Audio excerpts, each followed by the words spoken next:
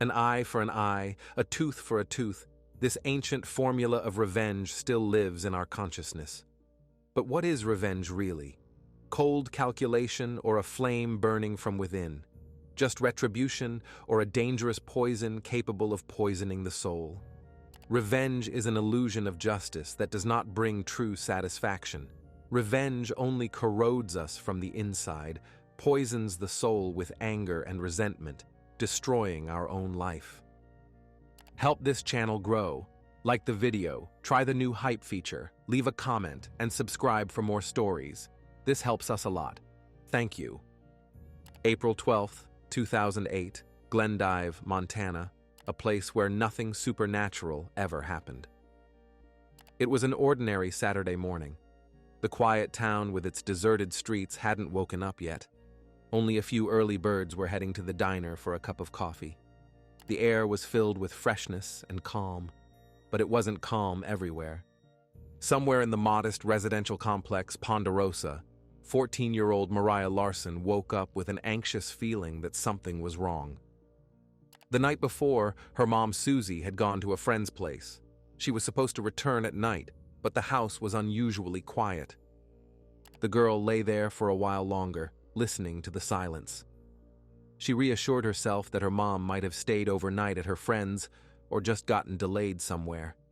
But when the clock hand approached 9 in the morning and Susie still hadn't made contact, Mariah got nervous. The girl got up and went to her parents' bedroom to check if maybe her mom had come back late and was still sleeping. The bed was made. It didn't look like anyone had slept there at all. All the things in the room were in their places, just as Susie had left them the day before. Mariah picked up her cell phone and checked the messages.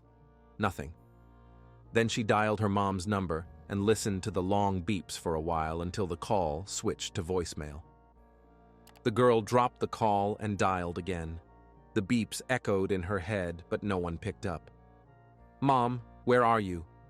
"Mom, please call me back," Mariah repeated in a trembling voice, but there was still no response. Long before becoming the main heroine of a criminal story in a small town, Susan Marie Lyman, whom everyone called Susie, was a bright, energetic girl. She was never shy about being the center of attention. She was born on January 3, 1974, in Montana, and was the youngest of 6 children. She had 5 older brothers and a sister, but even as the smallest, Susie never let anyone push her around. In the tiny town of Circle, Montana, with a population of only about 600, everyone knew the Lyman family because their father, Jack, was a deputy sheriff. They were known and respected. Susie was a fearless girl full of life. As a child, she spoke too loudly, laughed a lot, and got into everything. No matter went by without her involvement.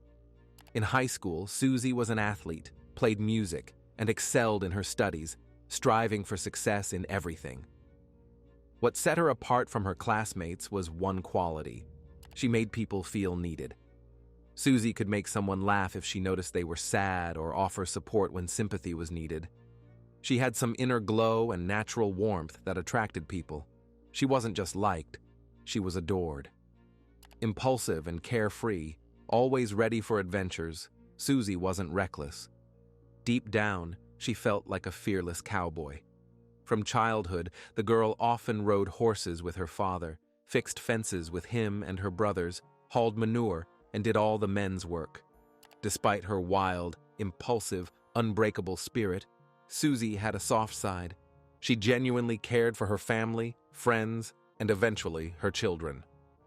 After graduating high school in 1992, the girl moved to Billings, Montana to attend business college. She had big plans for life.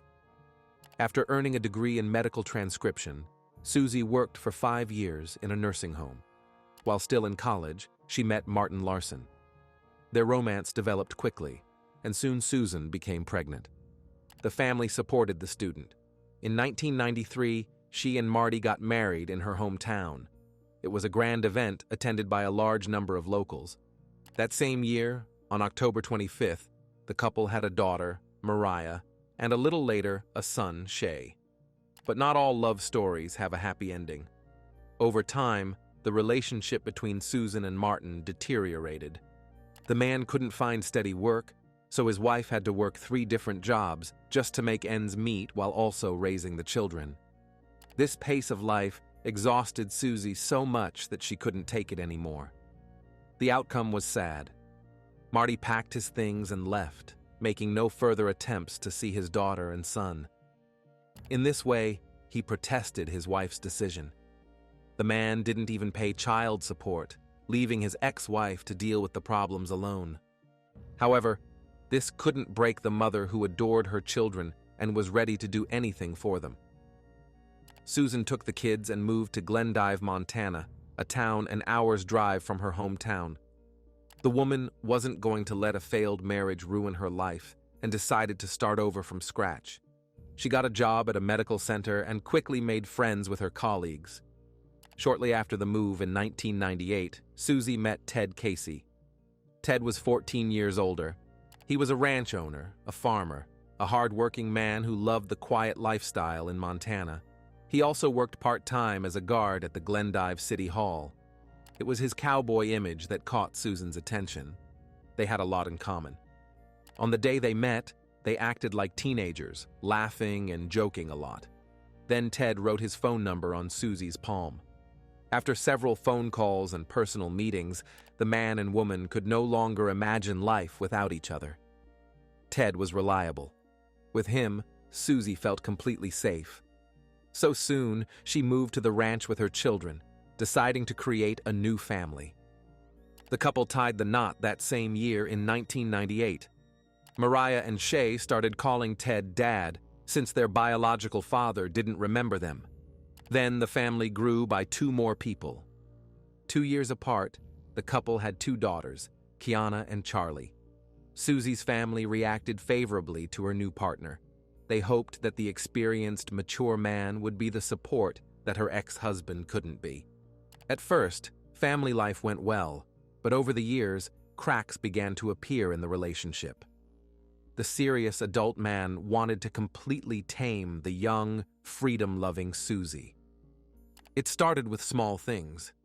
First, he forbade her from meeting with friends and didn't want her going out anywhere. Then, he started following her.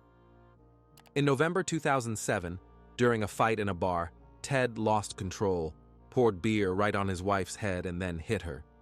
That same evening, he was arrested, and he pleaded guilty to domestic violence. This was the last straw for Susie.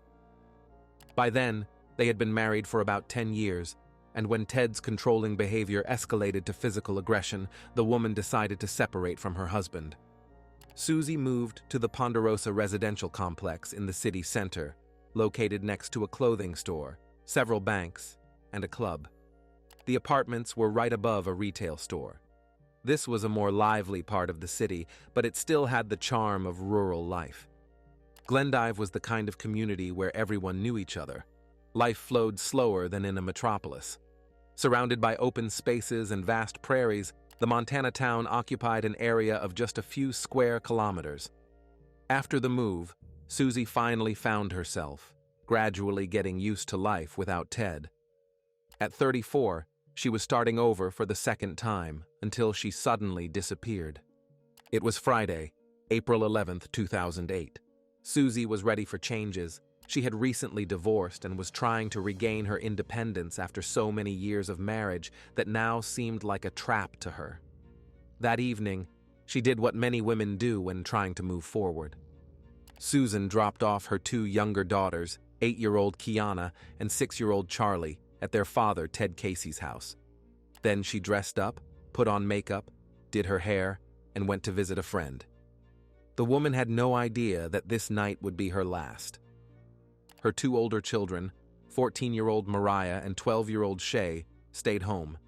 Susie knew they were responsible and could take care of themselves, so everything would be fine at home. That evening, she wanted to dedicate to herself. Her plans included meeting with her friend and colleague at the medical center, Linda. Linda had just finished a course of chemotherapy and wanted to celebrate the occasion. Yes, we wanted to sit at home, have a little drink, laugh, and just forget about the stress for a while. But Susie's phone wouldn't stop ringing. She kept getting distracted by calls and explaining something to someone. First, it was Ted Casey. It's unknown what he wanted. Maybe some questions about the kids, or the man still hadn't come to terms with his wife's departure and wanted to know where she was. One thing is known, Ted was incredibly persistent. After visiting her friend for a bit, Susie left Linda's apartment, and that was the last time she was seen alive, because that night, the woman never returned home and stopped answering calls and messages. Her oldest daughter, Mariah, noticed it first. When the girl's brother Shay came out of his bedroom in the morning and saw his sister anxiously pacing the apartment, he realized something had happened. Mom came into the kids' bedrooms every morning, no matter what time she got home, but now she wasn't there, and her phone was silent. Mariah and Shay took turns leaving one voicemail after another, begging their mom to answer and let them know she was okay. Without waiting for a response, they called their grandmother, who in turn contacted relatives and told them about her daughter's disappearance. The oldest granddaughter was mature, wise beyond her years, and rarely panicked. If she was worried, it meant there was a real problem. Gradually, the information reached Val, the wife of Susan's older brother Rusty. Val and Susie were friends, so the woman understood the situation was serious. First, she tried to call herself and even left a voicemail, still hoping the missing person would turn up and they could all laugh about it together. But the silence on the line brought gloomy thoughts. By evening, an oppressive sense of trouble began to creep in. Val couldn't sit and wait, so she switched to detective mode, hoping to figure out where Susan could have gone. Without wasting time, Val decided to trace her friend's entire path, starting from the previous evening. First, she went to Ted Casey's ranch, Susie's ex-husband. Val thought her friend might have stopped by there late in the evening to pick up Kiana and Charlie, and perhaps decided to stay overnight. As Val drove to the farm, the worst thoughts flooded her mind. Maybe they argued with Ted and something terrible happened. The woman turned around sharply and headed back to town. If that was the case, it wasn't safe for her to show up at the ranch. After calling her niece Mariah, Val learned that Susie had planned to spend the evening at her colleague Linda's. After contacting Linda, she found out that Susan was going on a date and was very excited about the upcoming meeting with a man named Brad Holzer. They had met recently and arranged to meet.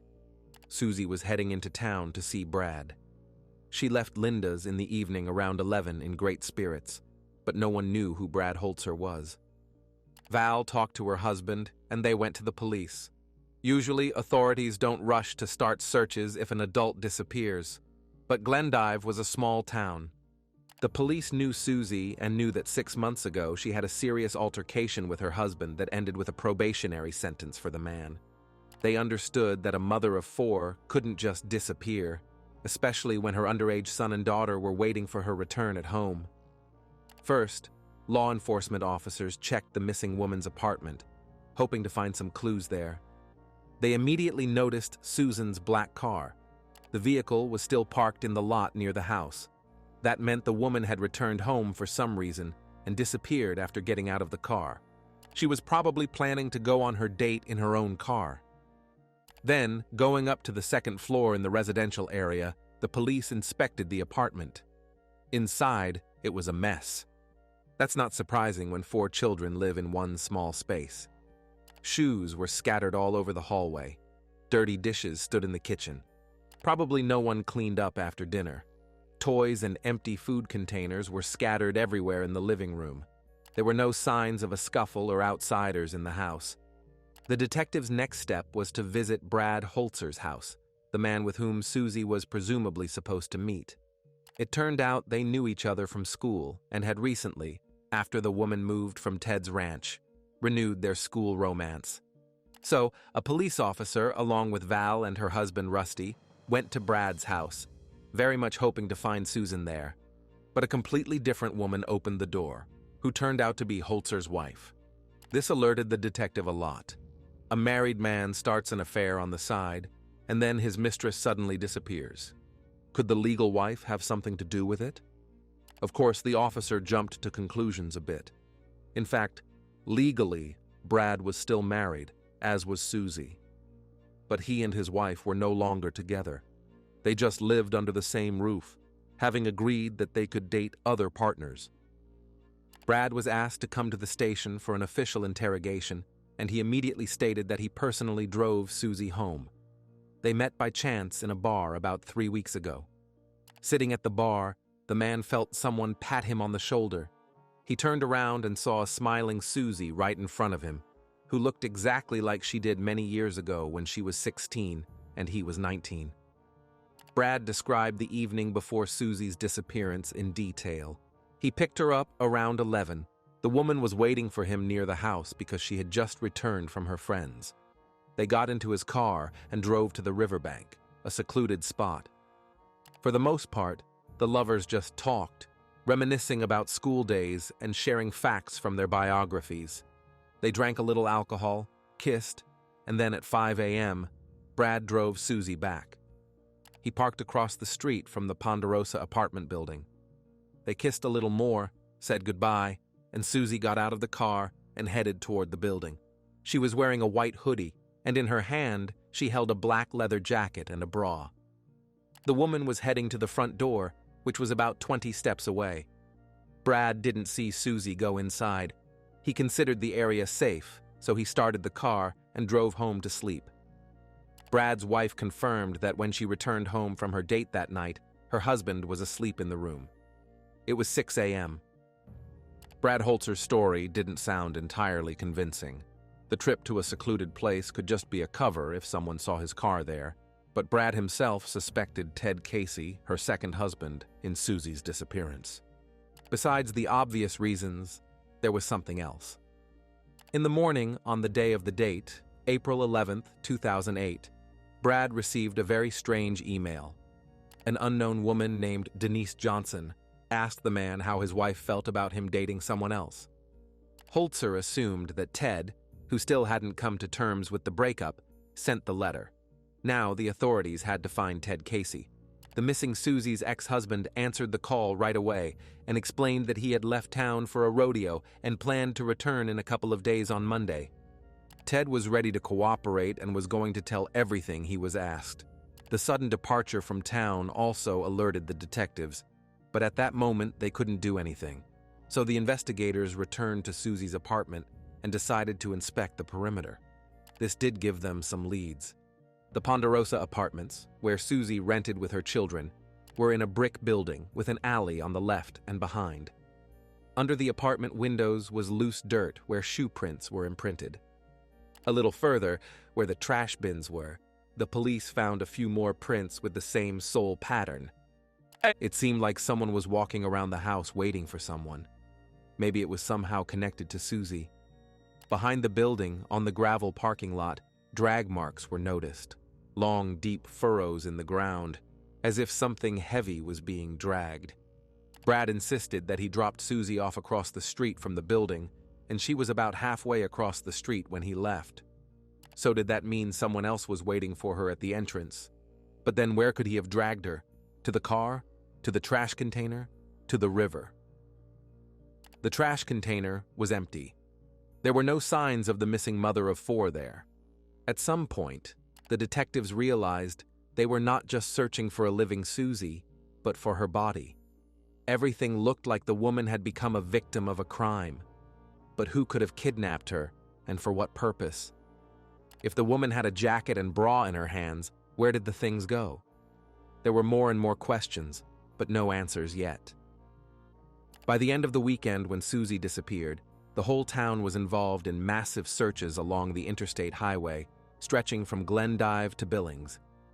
Dozens of volunteers combed the vast territory of Dawson County, while the U.S. National Guard surveyed the area from the air in helicopters. People rode horses, ATVs, even launched boats, and checked the riverbank. Susie's family was barely coping with the misfortune that had befallen them. Her mother and father hardly slept or ate. All they could think about was where their daughter was and if she was safe. They waited by the phone, but no call from Susie came. By Monday, April 14th, the woman had been listed as missing for over 48 hours. Her second husband, Ted Casey, kept his word and showed up at the police station that same day. According to the man, he last saw his ex-wife around 7 p.m. on Friday, April 11th. She promised to pick up the girls the next morning before he left for his shift at City Hall at 6 a.m. Ted, Kiana, and Charlie watched a movie, had dinner, and went to bed. Since Susie didn't show up in the morning, the father took the daughters to his brother, and he went to work. By the way, his route passed near his ex-wife's house. After his shift at City Hall, the man left town for the rodeo. This event was planned in advance. He didn't start worrying about his ex-wife's lateness until the police called and told him she was missing. When asked about the nature of his relationship with his ex-wife and instances of physical violence in the family, Ted explained to the detectives that Susie liked spending time in bars, drinking, and staying there until morning. He didn't approve of that lifestyle. One night, after Susie had too much to drink, a fight broke out between them. Ted was tired of feeling like a babysitter, so he lost his temper and poured a drink on his wife's head to cool her down, then lightly hit her. It was the first time he raised a hand to her. The man didn't approve of his actions and said he regretted the unpleasant incident, but he had already received a year of probation for his offense. Ted categorically denied sending any emails to Susie's new boyfriend, but he did say he received a strange phone call when an unknown person told him that Brad Holzer was sleeping with his wife, then hung up. Ted immediately called Susie back and demanded an explanation. His spouse assured him that she was indeed dating Brad, but since they both weren't officially divorced yet, it was just flirting between them. At the moment, in the investigator's opinion, both men in Susan's life could be involved in her disappearance. The police just didn't have any concrete evidence yet. One thing was clear. Whoever kidnapped her knew where she lived, knew when she was coming home, and managed to intercept her in those few steps between Brad's truck and her apartment door. Days passed, and Susie's children were left without their mother. The two older ones, Mariah and Shay, went to live with Susie's brother Rusty and his wife Val, while the younger girls stayed with their biological father, Ted Casey. It was a difficult period for all of them. To gather more information about the missing woman, the police requested her cell phone records, hoping to find something important there. Susan never parted with her phone, so the device might hold the key to her disappearance. After gaining access, the detectives found numerous calls from concerned family members, friends, and loved ones. The number of calls spiked around the time everyone realized the woman was missing. Such statistics showed how much her loved ones cared for and worried about Susie. They all begged her to come home. However, one number caught the detectives' attention. Calls from this unknown number came 29 times. What was unusual was that the calls started on the night of the 11th, before anyone realized Susan was missing. The phone rang while the lovers were on their date. Apparently, the woman didn't answer. The unknown caller dialed again and again. Between midnight and 5:20 a.m., more than 20 messages were left on voicemail. But since Susie's phone disappeared with her, the detectives couldn't immediately determine who made these calls and what was said in the voicemails. The breakthrough came when the oldest daughter, Mariah, said she knew her mom's password to listen to the messages. With her help, the police gained access to Susan Casey's voicemail. The subscriber they were interested in turned out to be a man. He asked if she had gotten to her friends safely. This was right after midnight, but with each hour, the messages became more desperate and emotional. The unknown person was worried and very nervous about why Susie wasn't picking up. So, who was this man? The investigators didn't have to search long because Mariah recognized the voice of her biological father, Marty Larson, Susie's first husband. But why was he so worried about his ex-wife if they had broken up long ago? According to family and friends, the woman almost never mentioned Marty in conversations since they split. Digging into Larson's past, the detectives found out that the man lived in Billings, Montana. And back in 1998, He was detained by police when he was wandering under the windows of the house where Susie lived with her second husband around 3 a.m. The spouses called the sheriff's office and reported a suspicious person. It turned out to be Martin Larson. The patrol found Marty's car with a rifle in the cabin. The officer called for backup, and in the end, the man was charged with unlawful stalking and disorderly conduct. He was issued a lifetime restraining order prohibiting him from approaching his ex-wife. At the time, Marty was furious that Susie had found someone else and tried to intimidate Ted Casey. It's worth noting that there were no more incidents since then. At least no one reported anything. But why Marty was so persistently trying to call Susie on the day of her disappearance remained a mystery to the police. But it was soon solved. The man was called in for questioning and directly asked what he needed from his ex-wife that night, if they had split more than 10 years ago. Marty explained that about a year ago, his oldest daughter Mariah found him on social media. Susie decided it was time for the kids to meet their real father and resumed communication with her first husband. At first, it was for the sake of the son and daughter, but over time, their relationship grew into something more. Marty said they fell in love again. The ex-spouses talked all year, including the time when Susie was going through her breakup with Ted. It was the conversation with Marty that gave the woman an extra push to leave her second husband. They messaged each other almost every day. And the evening of April 11th, 2008, was no exception. Marty knew Susie was going to visit a friend. He reminded her to be careful and persistently asked her not to drink too much alcohol and not to drive drunk. According to Larson, they had an agreement that she would let him know when she got home. But the time passed midnight, and the woman wasn't responding to messages or picking up the phone. Naturally, Larson got worried. Susie was not only the mother of his 2 children, but also the one with whom he was building future plans. The man even contacted her parents in the middle of the night and said he was concerned. But the father and mother didn't attach much importance to the call because they weren't thrilled about their daughter's communication with her ex-husband. Marty explained to the detectives that he kept calling and leaving messages, and at 3 a.m., he couldn't stand it, got in his car, and drove to Susie's house to personally make sure she was okay. Seeing his ex-wife's car in the parking lot near the house, Larson decided she had returned home. He went up to the apartment and knocked quietly, knowing that Susie's bedroom was closest to the exit. When no one answered the knock, he decided that the woman had overdone it with alcohol and was fast asleep. Calmed down, the man got in his car and returned to Billings, stopping at a gas station on the way. It turns out that all 3 men in Susie's life were near her apartment early in the morning. Her first husband, Marty Larson, with whom she had resumed communication, came to make sure she was okay. Her second husband, Ted Casey, drove by her house on his way to work after dropping the 2 younger children off at his brother's. And her school sweetheart, Brad Holzer, with whom Susie went on the date, said he dropped her off around 5:30 a.m. across the street from the house. So all 3 were there between 3:30 and 5 a.m. Were these men involved in Susie's disappearance, or were they just worried about the woman they loved? The investigators asked Marty for permission to inspect his home and car. He allowed them to do it, even without a search warrant. The first thing they noted was the thoroughly washed car. The man explained that he had recently hit a deer in the middle of the road, so he had to go to the car wash. And indeed, there were still small drops of blood on the front of the car.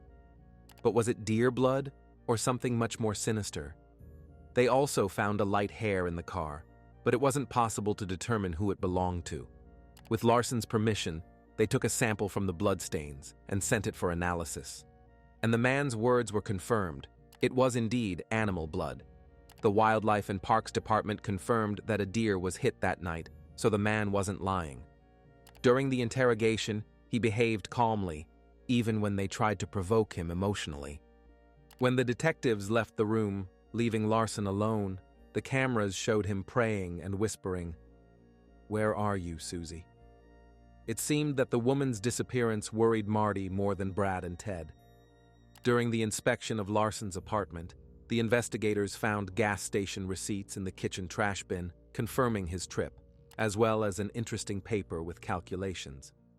It listed prices for a wedding in Vegas. Apparently, Marty was calculating how much money he and Susie would need to get married. There was nothing else in the trash except an empty bottle of toilet cleaner. The investigators found it a bit strange that bathroom household chemicals were in the kitchen bin, so they checked the toilets in the apartment. All the toilets looked like they hadn't been cleaned in a long time. So what did Marty use the cleaner for? Of course, some moments in Larson's story seemed suspicious, but overall his account was confirmed by facts. And again, the police were puzzled about which of the three men could have harmed Susan Casey, or if it was someone fourth about whom nothing was known yet. At that point, they didn't know what had happened to the woman, since neither a living nor a dead Susie had been found yet. On April 21st, just a couple of weeks after the mother of four disappeared, while walking along the Yellowstone riverbank, a fisherman stumbled upon a checkbook. It was lying in the grass and was badly damaged. The book belonged to Susie.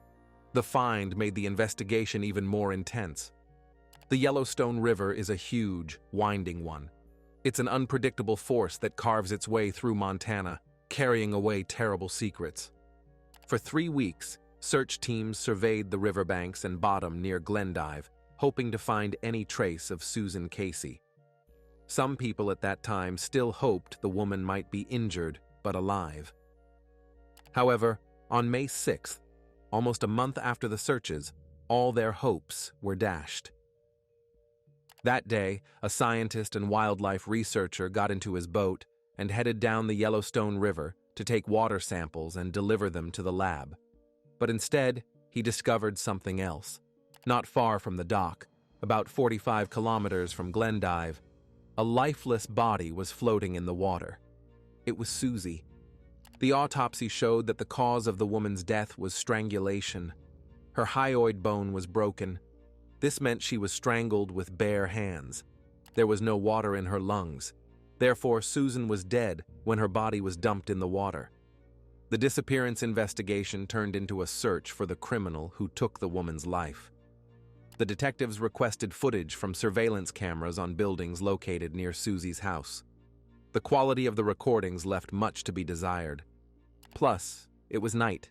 Nevertheless, experts were able to confirm that the new boyfriend, Brad Holzer, did drive Susan home, after which he left. Then, sometime later, Ted Casey's car appeared on the cameras, heading to work at City Hall.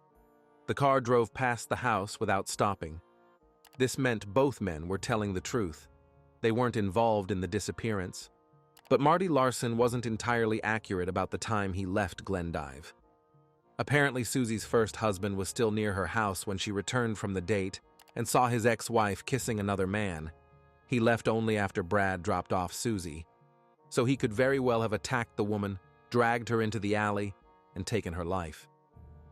The police checked the gas station receipts and compared them to the surveillance camera recordings.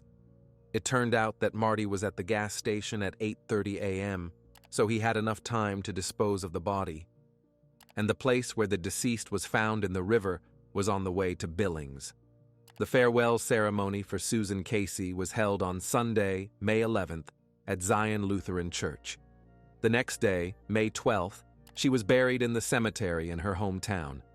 The detectives worked tirelessly on investigating the case, but to press charges, they needed forensic evidence, which they didn't have. Marty Larson moved to Arizona, and the police had no way to detain him, although they were sure that it was the first husband who was involved in Susan Casey's disappearance. A year later, the case still remained unsolved.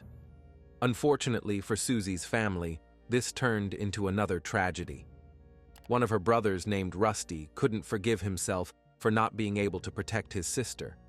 The man began making plans to get even with Marty because he was convinced that it was Larson who was responsible for Susie's death. But Rusty wasn't a criminal and couldn't carry out his plan.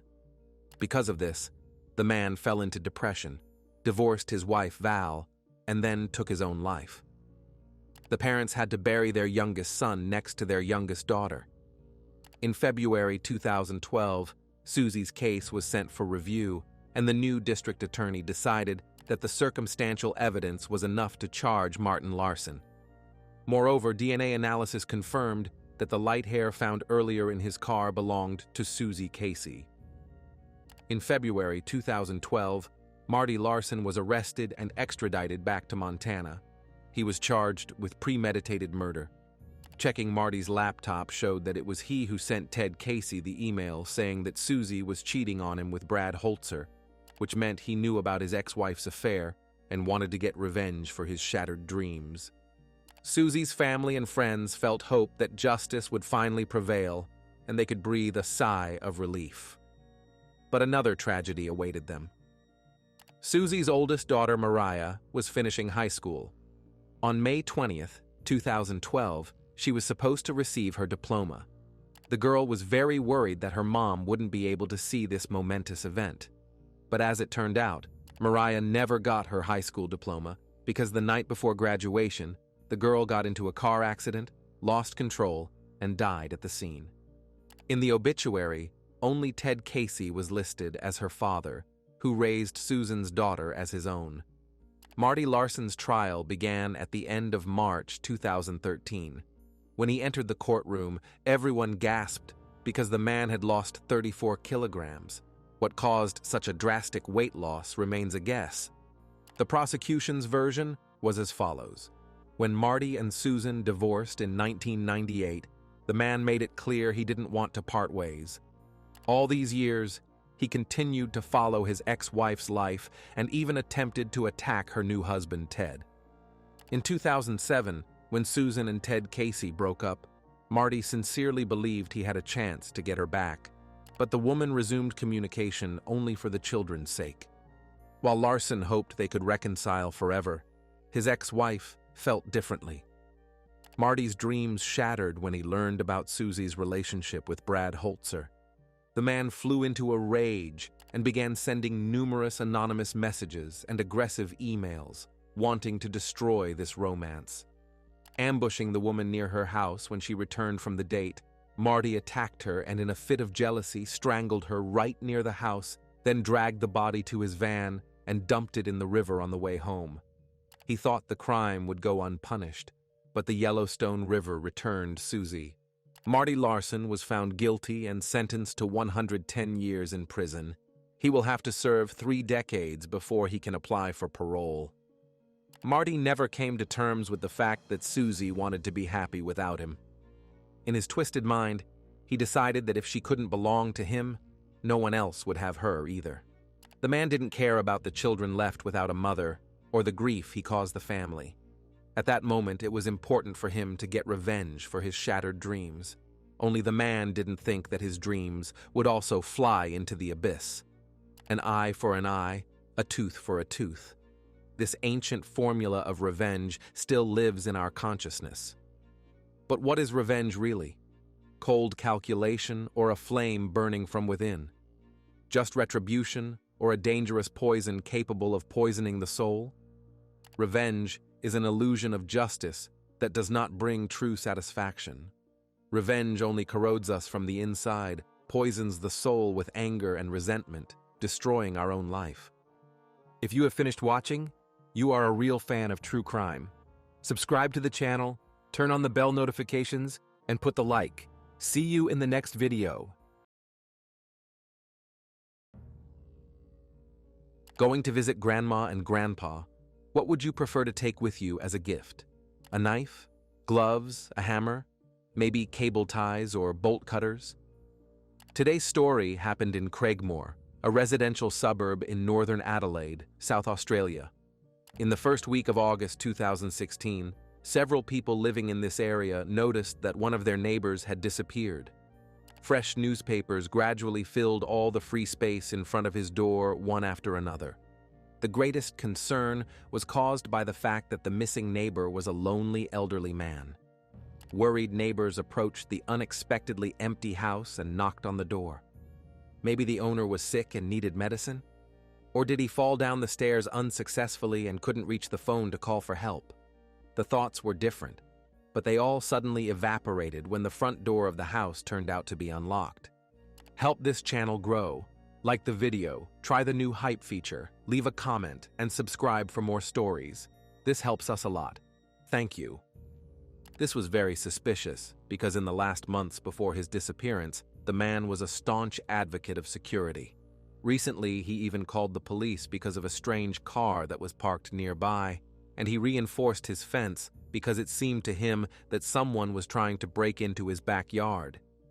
When the neighbors entered inside, it immediately became clear that something terrible had happened there. Things were scattered in disarray, cabinets were open, drawers were pulled out.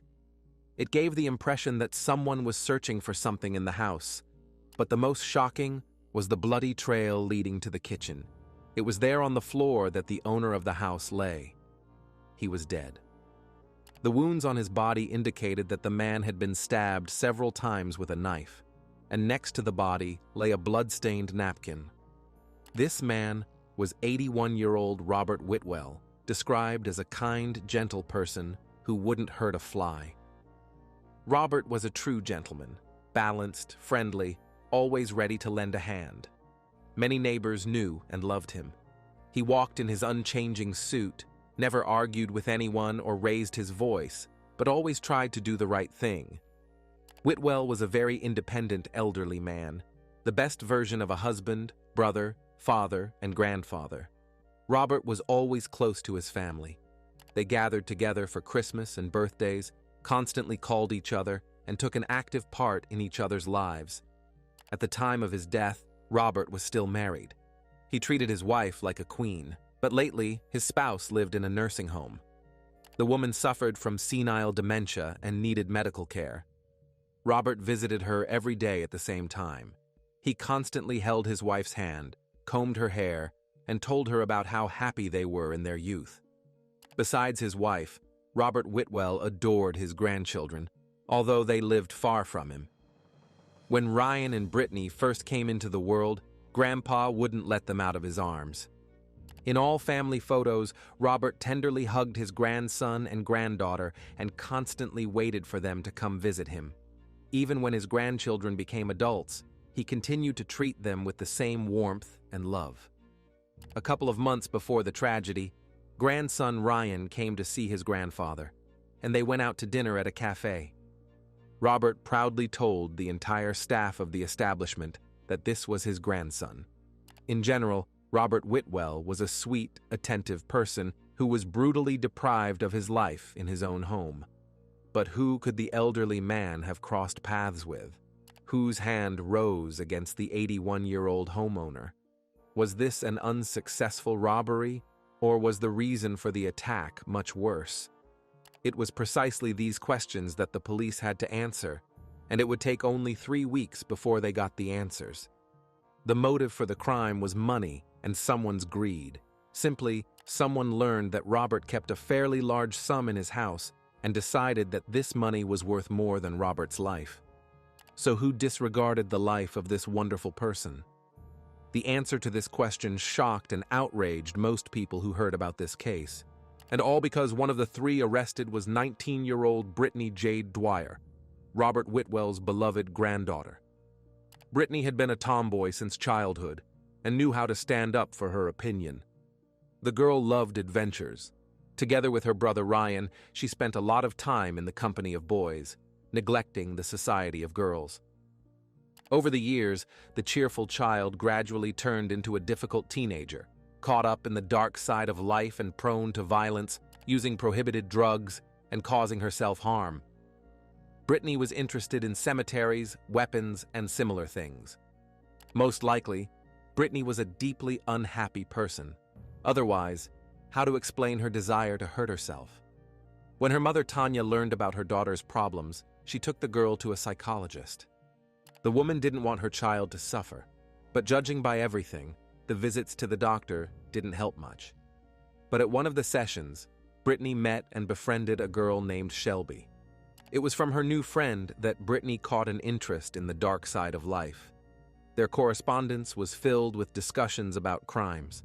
The girls loved horror movies and wrote about how they would go around slitting people's throats. They often hung out at rave parties and arranged bloody showdowns there.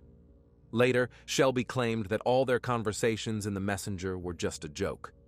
But considering what happened to Robert Whitwell, it hardly resembled empty chatter. In fact, Brittany wasn't always like that. She had a good, loving family, decent upbringing, proper education, a fairly secure life. At one time, she even wanted to become a police officer. But then Brittany realized that she couldn't cope with her aggression and anger. And the intention to get a police badge was pushed to the very end of the wish list. Moreover, Brittany's school grades dropped significantly after she made friends with Shelby. The girls became best friends and spent a lot of time together. They drove around the area in a car, went to the beach, and looked for entertainment. At first, everything looked like ordinary teenage friendship. But over time, the alliance of the two girls turned into something more sinister. As she got older, Brittany moved out of the family home and settled separately. The lack of parental control led to her starting to abuse prohibited drugs and falling into serious addiction. Naturally, there wasn't enough money, and the girl racked her brains over where to get it. In May 2016, when Brittany visited her grandfather with her mother, she became an accidental witness to a conversation between Tanya and Robert. The elderly man confessed to his daughter that he kept all his savings in the amount of $110,000 in cash on the premises of the house. Tanya was very surprised and tried to convince her father that this was dangerous. After all, someone could break into the house, steal the money, and harm Robert himself. But the elderly father just waved his hand with the words, "Who needs that?" Neither Robert nor Tanya saw that Brittany had been standing in the hallway the whole time and eavesdropping. It never even occurred to them that the potential threat of robbery could come from the granddaughter. Returning home, the girl shared the information with her best friend Shelby, and together they decided to rob Robert Whitwell, Brittany's grandfather. The friends lived in Brisbane, and Robert in Adelaide.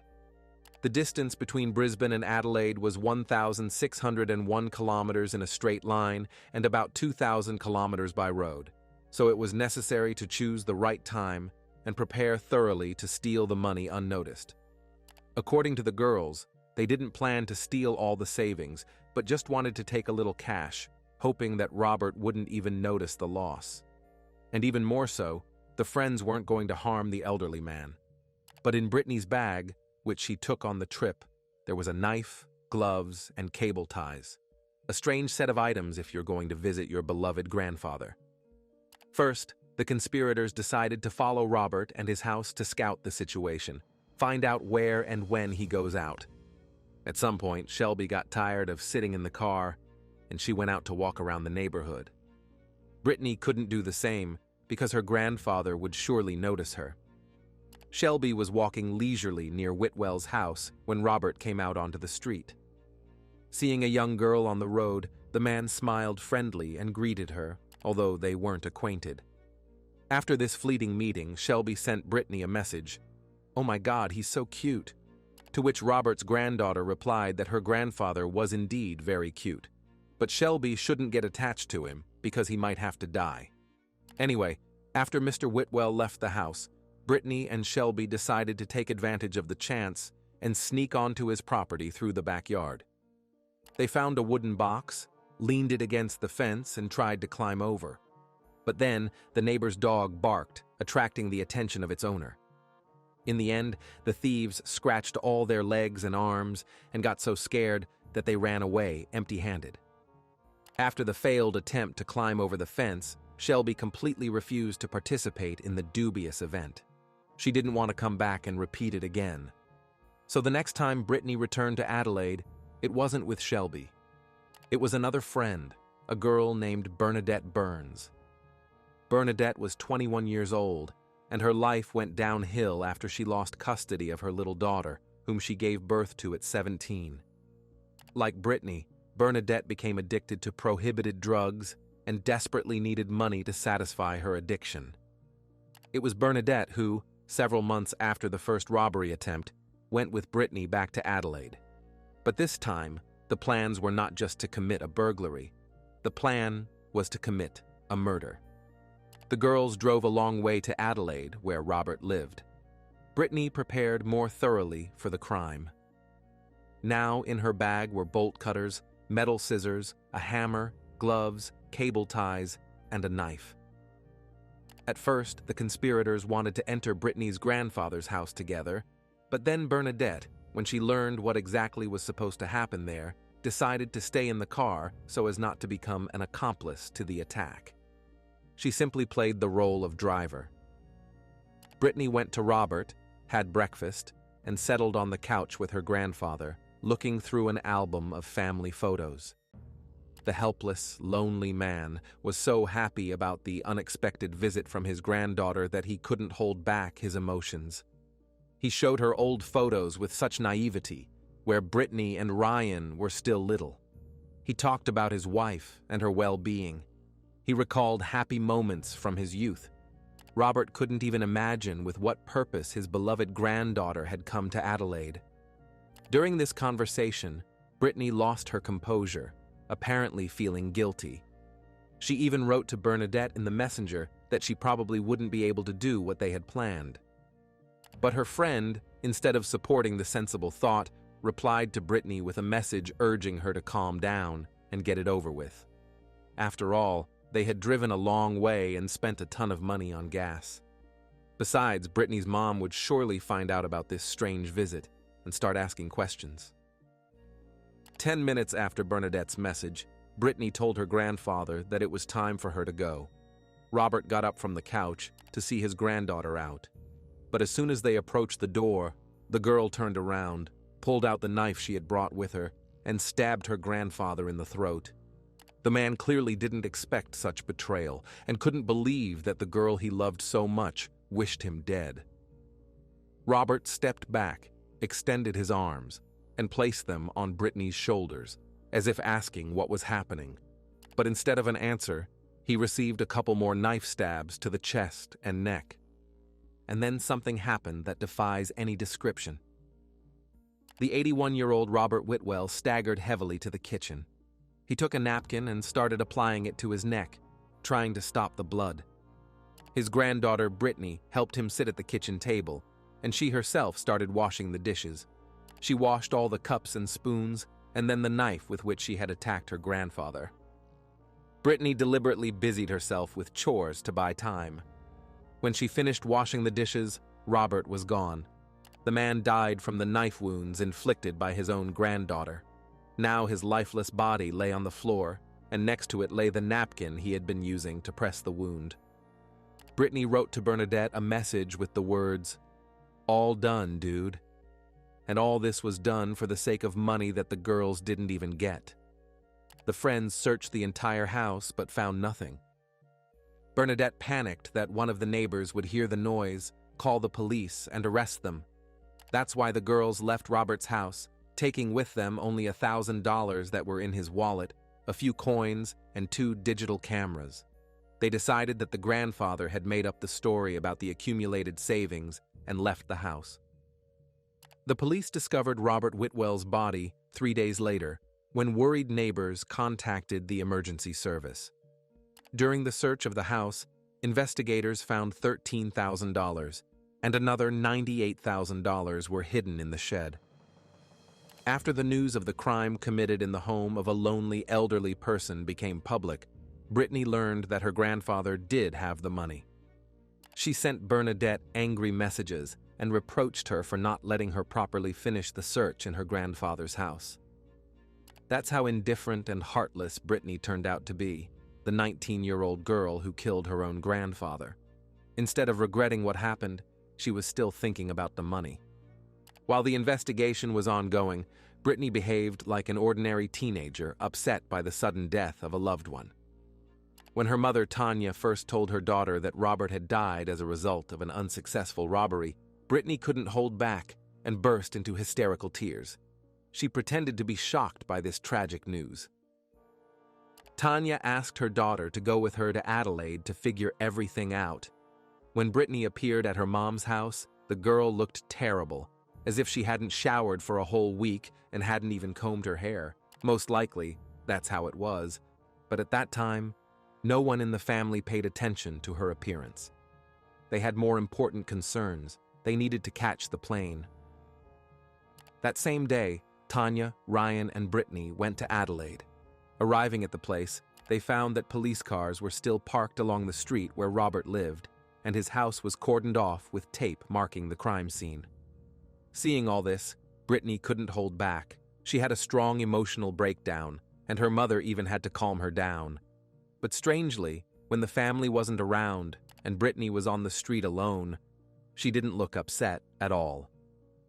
The girl sat near her grandfather's house, buried in her phone, as if just waiting for it all to end. It was clearly visible that Brittany was putting on a show in front of her relatives. Meanwhile, Robert's daughter, Tanya, and grandson, Ryan, walked through the empty house, sorting through things and with pain in their hearts imagining what Robert had been doing the day before his death. They found a birthday card for grandson Ryan on the table, which the grandfather had signed and was going to send. His laptop was there too, open to viewing photos. From the monitor, Robert's wife, who was in the nursing home at the time, looked at the relatives. All these days, Brittany behaved as if she was grieving with everyone. She rode in the car with her brother and talked about how she couldn't come to terms with her grandfather's death. She sobbed when the whole family grieved, but in reality, the girl was just playing a role. The only thing that changed in her behavior was that Brittany smoked one cigarette after another a lot, but everyone just attributed it to stress. Nevertheless, Brittany handled her true emotions quite skillfully, but her friend felt much worse. Bernadette couldn't keep the terrible secret to herself and shared it with her roommate. She told her that the purpose of the trip to Adelaide was to rob Brittany's grandfather, but then everything got out of control. Even before they left Brisbane, Brittany joked that she was going to kill her grandfather. Bernadette didn't believe her, deciding that she was joking. Already sitting in the car in front of Robert's house, the friends started arguing about whether it was worth committing the crime at all. They agreed that they needed at least to get back the money they spent on the trip. It was with that intention that Brittany entered her grandfather's house, and then she took and used the knife she had brought with her. Having told all this to her roommate, Bernadette sobbed uncontrollably. Whether these were tears from guilt or from fear that sooner or later you have to pay with freedom for any crime is unknown. Bernadette also gave away her involvement in the murder by posting on social media. The story of my life. I knew it was better not to do it, but I did it anyway.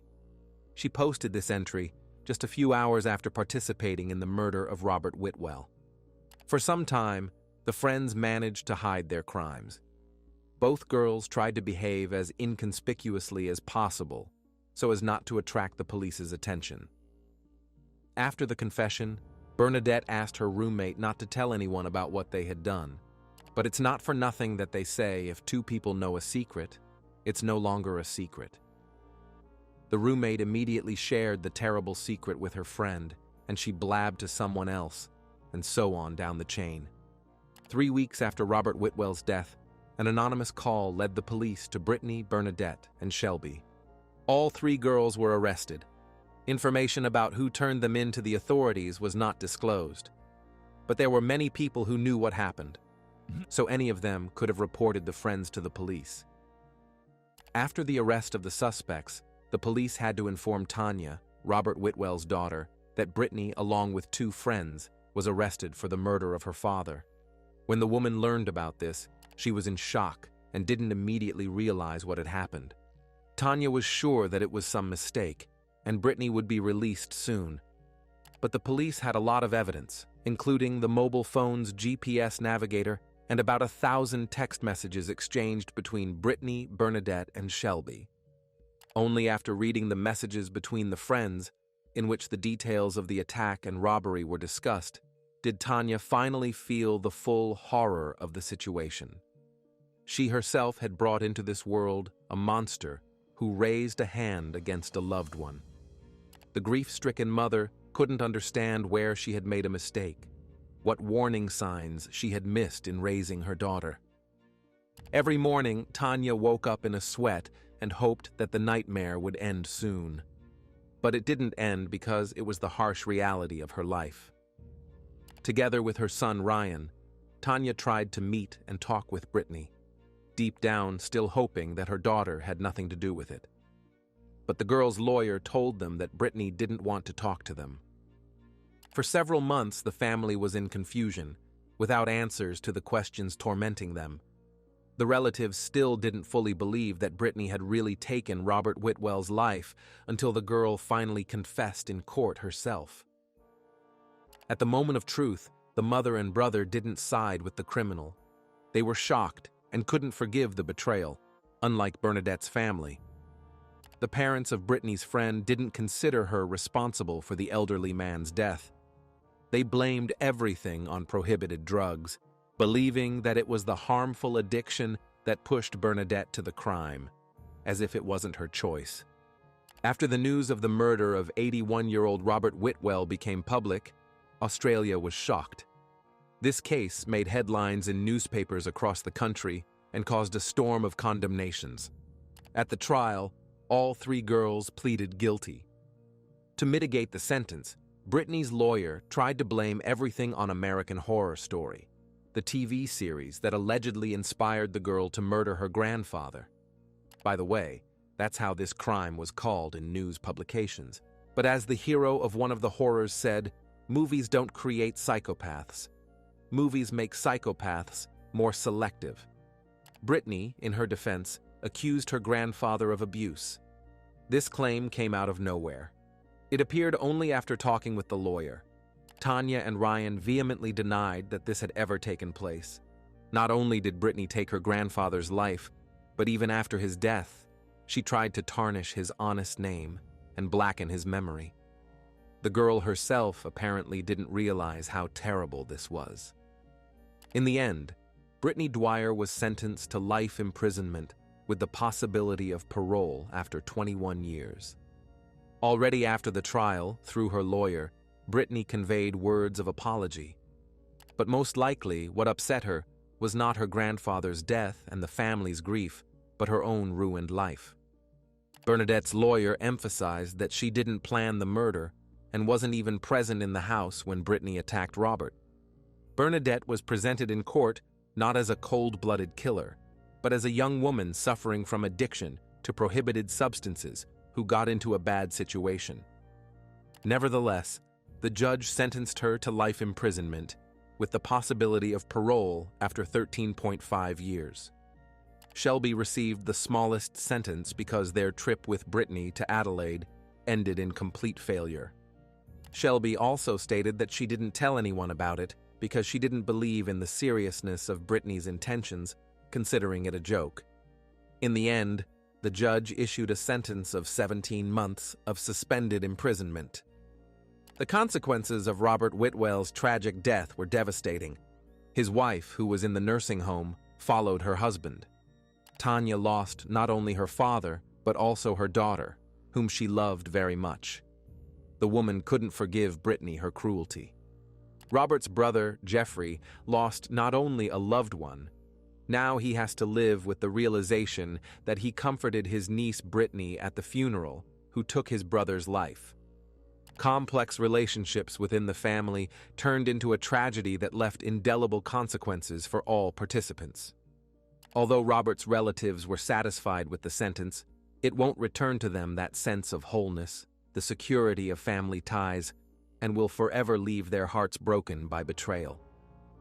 They will have to carry the burden of responsibility for Brittany Dwyer's act for the rest of their lives. Now Tanya faces a difficult task. Should she forgive her beloved daughter for taking away her loved one? Help this channel grow. Like the video, try the new hype feature, leave a comment, and subscribe for more stories. This helps us a lot. Thank you. In the USA, an entire family was arrested for abusing a teenage girl. They didn't let her eat, and at 14 years old, she weighed only 16 kilograms. At the same time, the other family members suffered from extreme obesity. Help this channel grow. Like the video, try the new hype feature, leave a comment, and subscribe for more stories. This helps us a lot. Thank you. Today's story begins with Walter Goodman, about whom little is known. Walter was born in 1978. He spent most of his life in Anita, Wisconsin, where the main events of the case unfold. In high school, Walter met a girl named Alice. A connection formed between them, but they dated for a very short time, and soon their paths diverged. After finishing high school, Walter got by with odd jobs. But he didn't just change jobs, he also had many short-term relationships with girls. The guy couldn't choose the one with whom he wanted to spend his whole life. As a result of constantly changing partners, Goodman had 2 children, but he couldn't be called a good father, so the children didn't communicate with him, and he didn't care about them. When Walter turned 30, fate brought him back together with Alice, his high school sweetheart. They immediately found common ground and resumed their romance. However, the relationship was far from stable because neither partner was ready for serious commitments. Once again, after arguing over a trifle, the couple broke up and each went their own way. A few months later, Alice called Walter and stunned him with the news of her pregnancy. The woman claimed that Goodman was the father of the future child. The man was unhappy with this turn of events and doubted the words of his former lover. He already had 2 children in whose lives he took no part. Why did he need a third? Walter categorically did not want to become a father again. The first thing he asked Alice was how she even knew who the child was from, if she slept with anyone. Walter had heard that, after breaking up with him, Alice had managed to change more than one partner. He always considered the woman frivolous, so he demanded proof. The man, of course, was not going to waste money and time on other people's babies. In 2011, Alice gave birth to a girl and did a paternity test. Walter Goodman really turned out to be the biological father of the baby, no matter how much he denied it. When MJ was born, Walter was not around. He first appeared in his daughter's life when she was 4 months old. Goodman was in no hurry to take on the role of father because he didn't care about his children. Communication with the newborn daughter was limited to rare visits and expressing dissatisfaction with her mother. And then the man stopped communicating with the girl altogether. MJ lived with her mom, Alice, and grandmother Joanne, and for several years she did not see her father. Despite the fact that MJ went to school, easily made friends, and led what seemed like a normal life, there were some oddities in her behavior. Teachers described her as a healthy, content, happy girl, but at the same time, she was diagnosed with attention deficit hyperactivity disorder and autism. This is a neurological disorder in which a person faces difficulties in communication, perception of the surrounding world, and building social interactions. Meanwhile, Walter finally moved to New York and continued living his life. He didn't even remember his daughter, which was very typical for him. The man changed jobs and relationships, not staying in one place for long. In 2014, he ended up in prison for non-payment of child support for one of his children. After his release, Walter finally settled down. He met a woman named Melissa. She turned out to be as complex a personality as he was, and their acquaintance quickly turned into a romantic relationship. And in 2016, Walter and Melissa got married. All this time, MJ continued to live separately from her father. In 2020, when she turned 9, the pandemic began.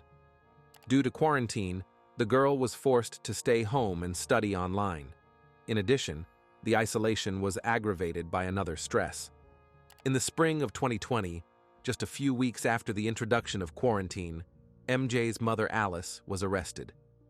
The reasons for the arrest were not disclosed, but this event greatly affected the girl's life. Unfortunately, Alice disappeared from her daughter's life for a very long time. Because of this, the girl moved from one relative on her mother's side to another, and at some point she lived with her aunt and then with her grandmother. But when it became clear that Alice's return from prison was not planned in the near future, the guardianship service decided to find the girl's biological father and send the child to him. Social workers explained to the man that while MJ's mother was in custody, the girl needed somewhere to live. They asked Walter if he was ready to accept his 9-year-old daughter, and Walter, who was completely uninterested in the lives of his children and did not pay them child support, for some reason agreed. This decision turned out to be the worst thing that could happen to MJ, and it completely changed her life. So the girl moved to her new family's home, where 4 adults already lived in not the best conditions. The house was located in a trailer park in Anita, Wisconsin. Her father, 42-year-old Walter Goodman at that time, did not work due to health problems and spent most of his time at home. The man suffered from painful obesity and had serious liver problems, due to which he was on the transplant waiting list. Also, living in the house was his wife Melissa, who was 3 years older than her husband. She also had very poor health. Due to her enormous weight, the woman was bedridden and could barely move around the house. She did not work, and practically did not leave the house. Melissa's 20-year-old daughter Savannah, like her mother, suffered from obesity. She was in a very similar situation, barely getting out of bed and unable to work. There was another child in the house, Melissa's 10-year-old son. As a child, the boy was diagnosed with cancer, and now he was undergoing treatment. The family lived on what they received from the state: social benefits, additional payments for the son's cancer treatment, and free food stamps. And finally, the 4th adult in the house was Kayla, Savannah's girlfriend, who also couldn't boast of slimness and grace. She was about 20 years old, and she was the only one in the family who worked. Kayla worked in a kindergarten. So, now 6 people lived in the house, 4 adults and 2 children. Initially, everything went well, and there were 4 bedrooms in the house. Walter and Melissa shared one between them. Kayla and Savannah occupied another. Melissa's son had his own room, and MJ was also given a small bedroom. Due to the pandemic, the girls' school classes were held online. MJ's grandmother on her mother's side regularly called Walter's family and inquired about her granddaughter's affairs. They couldn't meet, all because of the same restrictions, and MJ had to communicate only with those she lived with. Over time, the situation worsened. About a year after MJ moved to the new family, her father began to complain about his daughter's behavior. Walter claimed that due to autism, the girl began to show certain character traits and abnormal habits. For example, she constantly picked at her skin, scratching it until it bled, and then tore off the forming scabs. In addition, due to autism, MJ became very picky about food and sometimes refused to sit at the table with everyone at all. She could go without eating for several days.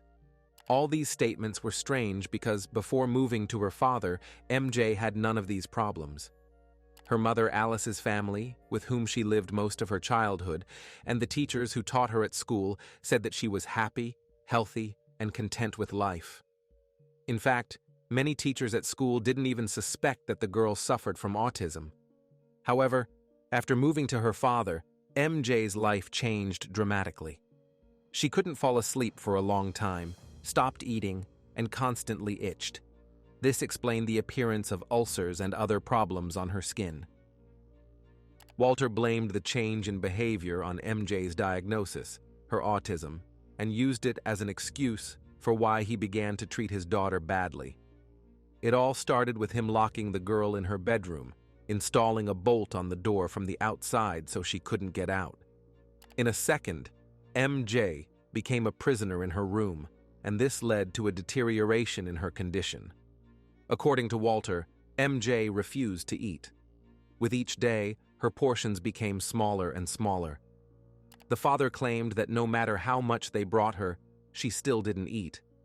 Because of this, the girl lost a lot of weight. It should not be forgotten that this was the version expressed by Walter. Perhaps in this way he was trying to justify his behavior or shift the responsibility for what happened onto MJ's illness. Apparently, at some point, the father got tired of taking care of his daughter.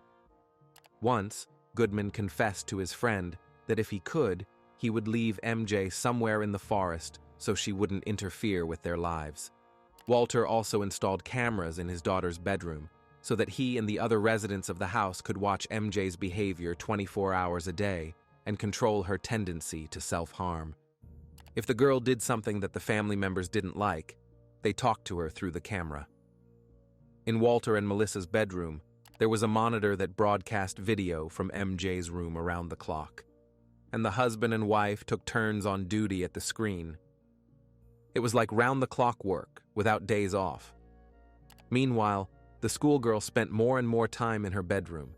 She was no longer allowed to move freely around the house. She was accompanied everywhere by one of the adults. Even to the toilet, she was taken under supervision. At some point, this activity bored the whole family. They didn't want to take the girl out every time she needed to. It was too troublesome for them. Now, MJ was forced to urinate right in the room, which affected hygiene, since she had no access to either a shower or a bath. The last time the girl went outside the house was when she was 10 years old, and since then, she hasn't been seen on the street. If at first MJ didn't attend school because of the pandemic and studied online, then later her father took the documents from the educational institution altogether, saying that he was transferring his daughter to homeschooling. The health of the prisoner locked in the room gradually deteriorated, but MJ was not taken to doctors, even if she had problems. The last time she was at a specialist's appointment was when she was 9 years old. Now she was completely isolated from the outside world, didn't go to school, and had no opportunity to communicate with other people. The family began to treat her like their personal slave. All this information became known thanks to text messages that family members constantly exchanged. Melissa and Savannah, bedridden, communicated only this way. Walter, who also had poor health, although he moved around the house, did almost nothing. From the correspondence, it became clear how the residents of the house treated MJ. They called her stupid and idiot, and never addressed her by name. Apparently, this was another way to completely dehumanize her and finally humiliate her. For example, in one of the messages, Melissa asked her little son to take MJ to the bathroom with the phrase, "Can you take this idiot to the toilet?" There were other examples of text messages between family members, where it was clear how they forced the prisoner to make beds for the adults, clean their rooms, or cook food for them. During all this, MJ was not allowed to take food for herself. She could be in the kitchen only under the supervision of one of the family members. In the end, although the girl cooked dinner for the adults, she got pitiful crumbs. At that time, the prisoner was so emaciated that she tried to grab something from the food at any opportunity. There were several refrigerators and freezers in the house with a bunch of products. There were food supplies in every room, but MJ was not allowed to take even a crumb with her. And if she was ever caught stealing, she was severely punished. From the family members' messages, it was clear that MJ was repeatedly slapped and knocked down, subjected to physical violence in one form or another. They even had a group chat between Melissa, Savannah, and Kayla where they just discussed MJ. But apparently, physical violence alone seemed insufficient to them, so as punishment, they took away the girl's mattress, forcing her to sleep on the floor, then took away the TV. In essence, they took everything from MJ. She had absolutely nothing to do in the locked room. They even confiscated her clothes, leaving only underwear. Since everything happening in MJ's room was captured on camera, there were many video recordings and images related to this case. The footage showed that the girl had a severe weight deficit. The skin literally stretched over the bones, and her skeleton could be used to visually study anatomy. In fact, they deprived her not only of clothes and freedom, they deprived her of everything, individuality and self-confidence. While the prisoner suffered, bedridden due to extreme obesity, Melissa and Savannah just lay there and watched it for their own perverted entertainment. MJ was in a house where she was treated like a slave. For 4 years, her life was full of suffering. She was locked in her room, barely fed, and all this happened not somewhere in the forest wilderness, but surrounded by hundreds of people, as the family lived in a densely populated area. Unfortunately, the neighbors didn't know about what was happening, as everyone was focused on their own problems.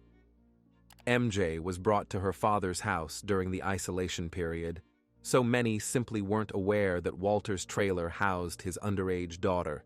Later, one of the neighbors said that she would have beaten the owners of the house herself if she had known what they were doing, thereby saving MJ from captivity. MJ's relatives on her mother's side tried to contact the girl, but Walter constantly found excuses. One of the excuses was that the family was supposedly on vacation. Of course, this did not correspond to reality because the Goodmans did not leave their home at all, and some did not even leave their bed. Another excuse was a fictional illness of MJ, because of which she could not meet with her grandmother and aunt. Melissa, Savannah, and Walter almost never went outside. Melissa's younger son went into remission. He didn't need treatment for now and didn't have to go to procedures. During the pandemic, the mother and daughter gained a lot of weight, because of which their house's porch couldn't withstand the load. Even if they wanted to go out, they couldn't. The wooden flooring sagged under Melissa and Savannah's weight, and it seemed that the boards were about to collapse. And of course, Walter didn't want anyone to see MJ in such a state, because one look at her was enough to understand how she was treated in her father's house. Unfortunately, practically no one contacted the girl and had no idea what she really had to go through. The year 2025 arrived. MJ turned 14, and she had spent 5 years in this house of horrors. Constant starvation and deprivation of freedom affected her physical health. MJ's weight for her age averaged 50 kilograms. However, in fact, her weight corresponded to the average weight of a 4-year-old child. She weighed only 16 kilograms, and she was also very short in height, about 135 centimeters. MJ was allowed to leave her room a maximum of 3 times a day, and then only to use the toilet or go to the kitchen to cook food for someone. She constantly urinated on herself. She was not allowed to wash, and every time she was led into the bathroom, she barely managed to climb in there due to weakness.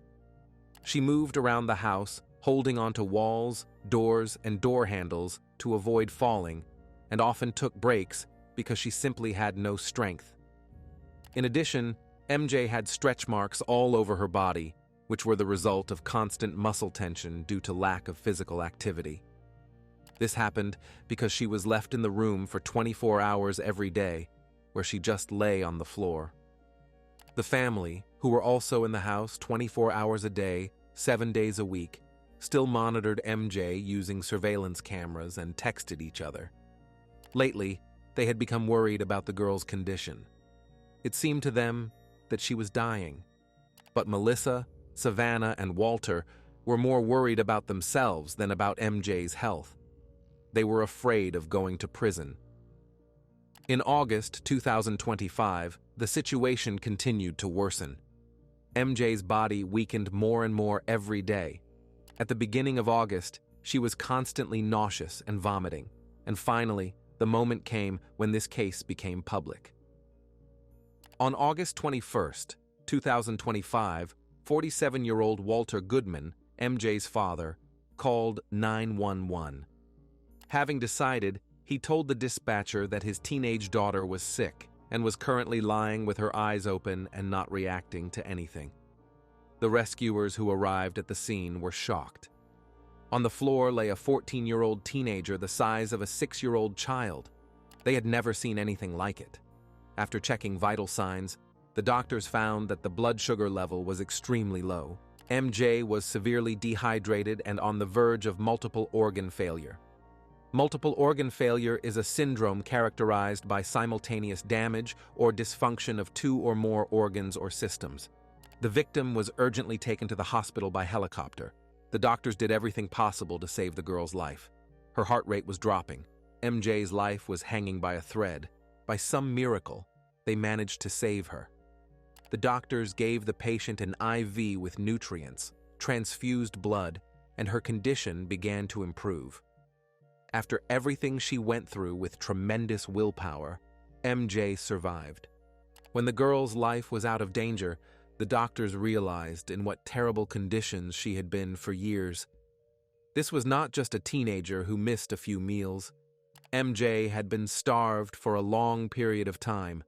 Her organs began to fail because she wasn't getting enough food.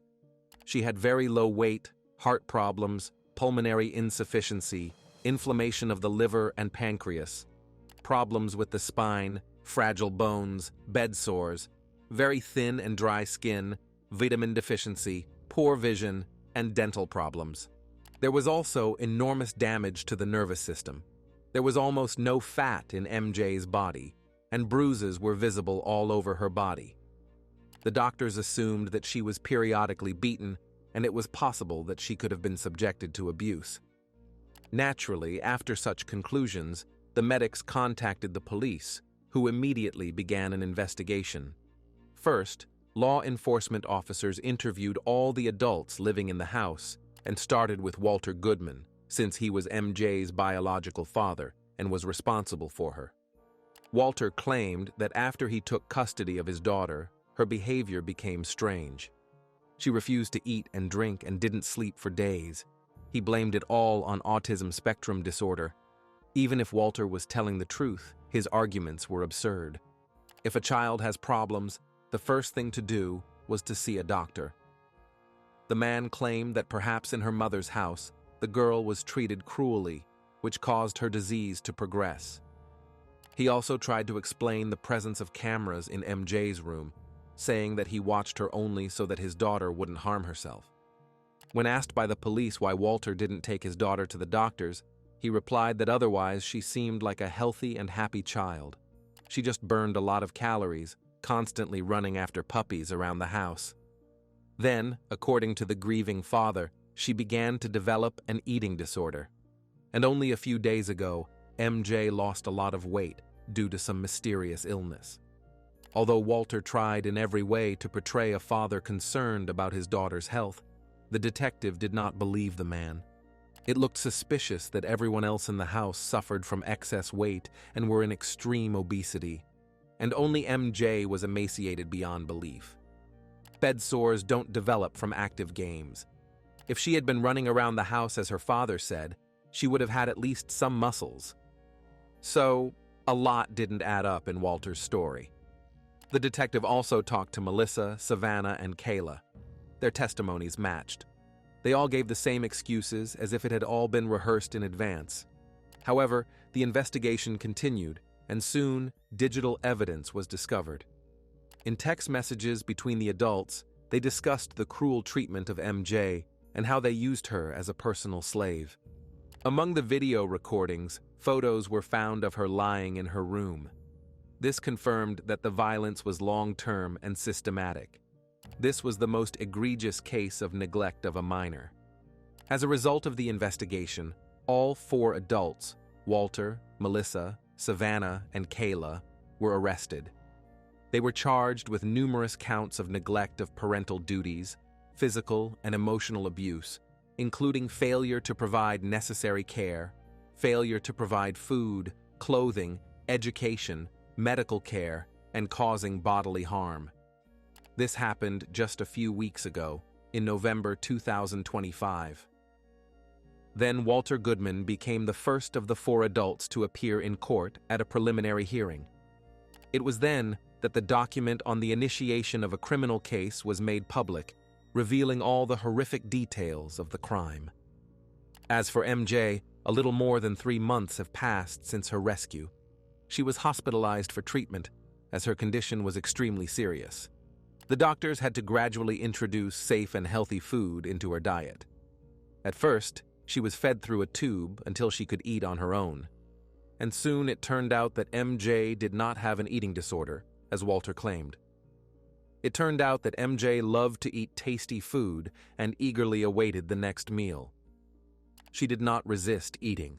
Her eyes, on the contrary, lit up with happiness when she saw food. At the same time, MJ cast a worried glance at the person who brought her lunch or dinner. MJ said that her father didn't like it when she ate too much. Even now, when Walter was not around, MJ worried that he would get angry at her for an extra piece eaten. MJ also lacked basic skills and knowledge.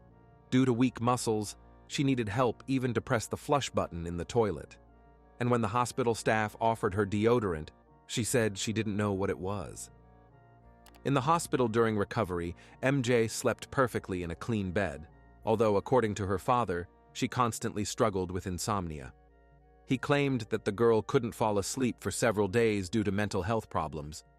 But such problems apparently appeared in her only when she ended up in the house of big people. In the end, MJ began to eat regularly. Now she ate 3 times a day like a normal person and began to gain weight again. In 3 months, she almost doubled her body mass. However, the consequences of long-term neglect still affect her life. Several years of poor nutrition, insufficient for a growing body, can still lead to a destructive outcome. There is a possibility that she will develop irreversible damage to organs, bones, and the brain. MJ starved during one of the most difficult stages of development in adolescence, which will likely have lifelong psychological consequences. The trial of Walter, Melissa, Savannah, and Kayla has not yet taken place. Currently, all 4 are under arrest, and let's hope that they all get what they deserve. If you have finished watching, you are a real fan of true crime. Subscribe to the channel, turn on the bell notifications, and put the like. See you in the next video. Banaz was a very calm and quiet person. She just wanted to be happy. When the girl fell in love, the people she considered closest decided that Banaz had dishonored them and should pay for it with her own death. In early December 2005, a young 19-year-old girl went to the police station. She told the officers that they were going to take her life. The people pursuing the girl would stop at nothing. Banaz Mahmoud wanted to warn the law enforcement officers that her life was in danger. If something happened to her, they should know who was behind it. Unfortunately, the police were quite skeptical about Banaz's statement. Simply put, they didn't believe her, and that became their biggest mistake. Because sometime later, they had to investigate the disappearance of this young, attractive girl of Iraqi Kurdish origin. Help this channel grow. Like the video, try the new hype feature, leave a comment, and subscribe for more stories. This helps us a lot. Thank you. Banaz was born in northern Iraq on December 16, 1985, into a strict family with centuries-old religious customs. Her parents, Mahmoud and Bekiye Mahmoud, had a son and 5 daughters. In 1995, when Banaz was 10 years old, her family moved to the United Kingdom as refugees, escaping Saddam Hussein's policies. But the European country in no way influenced their beliefs. They remained adherents to their religious traditions. Banaz was an ordinary child who grew up in South London, and she had the nickname Naska, meaning softness and tenderness. The girl had long black eyelashes, brown eyes, and cheeks the color of a ripe apple. She was beautiful in the conventional sense. You could gaze at her innocent beauty forever. The men of the Mahmoud family adhered to traditional cultural beliefs, considering that their honor and status in society depended on their control over women. Banaz's father was named Mahmoud Mahmoud. He was the eldest of the brothers living in the South London area. But despite this, the role of head of the family was taken by his younger brother, Ari Aga Mahmoud. All power was concentrated in his hands, and the final word was always his, because Ari was a very wealthy man. The eldest sister and the youngest had already been married off by arrangement. Bakal was a little older than Banaz. It was Bakal who first rebelled against the strict family rules. Women were not allowed to wear long nails, pluck their eyebrows, or use perfume. They were severely beaten for any violation. In addition, she refused to marry the man her parents had chosen for her, so she was physically punished again. At 16, the girl couldn't endure such treatment and secretly ran away from home. In the community where Bekal grew up, a daughter's departure from home could bring shame to the entire family.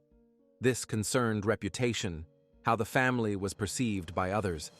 If a woman did not respect the orders established by men, it reflected on them, on the entire surname, on the whole community. And in 2002, the men of the Mahmoud family tried to wash away the shame associated with Bekal's departure from home. The girl's brother asked her to meet him under the pretext of handing over things. He lured her to a remote place. When Bekal was walking along the path with a suitcase ahead of her brother, he simply knocked her down hitting her on the head with something heavy. Then he grabbed her neck with his arm, lifting her off the ground and trying to squeeze her throat. The girl panicked but didn't lose her composure. She bit her brother on the hand and kicked him in the knee with her foot. From the surprise, the teenager loosened his grip and let his sister go. Baykal didn't understand how a person who grew up side by side with her could have just attempted to take her life. She asked her brother about it directly. Instead of an answer, the guy burst into tears. Through tears, he explained that he was very sorry for Baykal, but he was already an adult man and had to finish her off for the sake of his father's honor. In this way, he was supposed to save the family from shame. The father even paid him for it. Baykal didn't press charges and simply went into hiding. After that, the father threatened to deal with her mother and sisters if she didn't return to the family home. But Baykal knew how her return would end. She hid and constantly moved from place to place, never going out on the street without a paranja. The runaway feared that the next attempt to settle scores with her might succeed. The head of the family's inability to control his daughters was seen in the Kurdish community as weakness, and as a result, he faced a certain degree of condemnation. Mahmoud tightened control over the household even more and made several attempts to find his runaway daughter. Baykal was nowhere to be found, so it was decided to quickly find a husband for another daughter. In 2003, at the age of 17, Banaz was married off. It was an arranged marriage to a man she had seen only once before. He was 10 years older than her, illiterate, didn't know English, and had literally just stepped off a plane from Iraq. The husband took Banaz to live in the city of Coventry in the east of the English county of West Midlands, but 2 years later, in 2005, the girl left him and returned to the family home in London. In October 2005, Banaz went to the police station to make a statement about how her husband treated her. Since it happened in Coventry, she was interviewed by West Midlands police officers. Scared to death, the girl told the officers her story about how her husband had abused her for 2 years. According to her, he was a man of the old school, living by traditions from 50 years ago. In his understanding, a woman was a thing he could do whatever he pleased with. And from the very first days, he began to raise her according to his own ideas. The man demanded that she satisfy all his intimate needs and fantasies at any time of day or night. He didn't accept refusals from Banaz, deciding that she had no right to a voice. And in case of disobedience, he slapped her or hit her on the back. He threatened to send her to the other world if Banaz complained to anyone about him. The girl was only 17 years old. She didn't understand if such relationships were normal in her culture or here in Europe. The man made her believe that the Mahmoud family loved him more than Banaz herself. None of her relatives were nearby. There was no one to protect her. And for 2 years, this man did whatever he wanted with the girl. She didn't even try to defend herself, crying out all her grievances and sorrows in tears, and also pouring it all out on paper in her diary. Banaz tried to take photos of her bruises and scratches, but her husband found out and took everything away. With each day, her life became more and more horrible, turning into an endless series of physical and moral insults. One time, the husband kicked her in the head so hard that he split Banaz's lips, and blood flowed from her ears. Besides that, he twisted her arm, dislocating the joint. That incident didn't pass without consequences. The girl started having memory problems, and blood periodically came from her ears. This was just one moment out of many when violence was used against her. Banaz hid the secret of her marriage from her family and tried in every way to become a good wife to her husband. But in the end, one of her sisters found out about it and told the rest of the family. The sister came to visit Banaz and saw her exhausted look and bruises all over her body.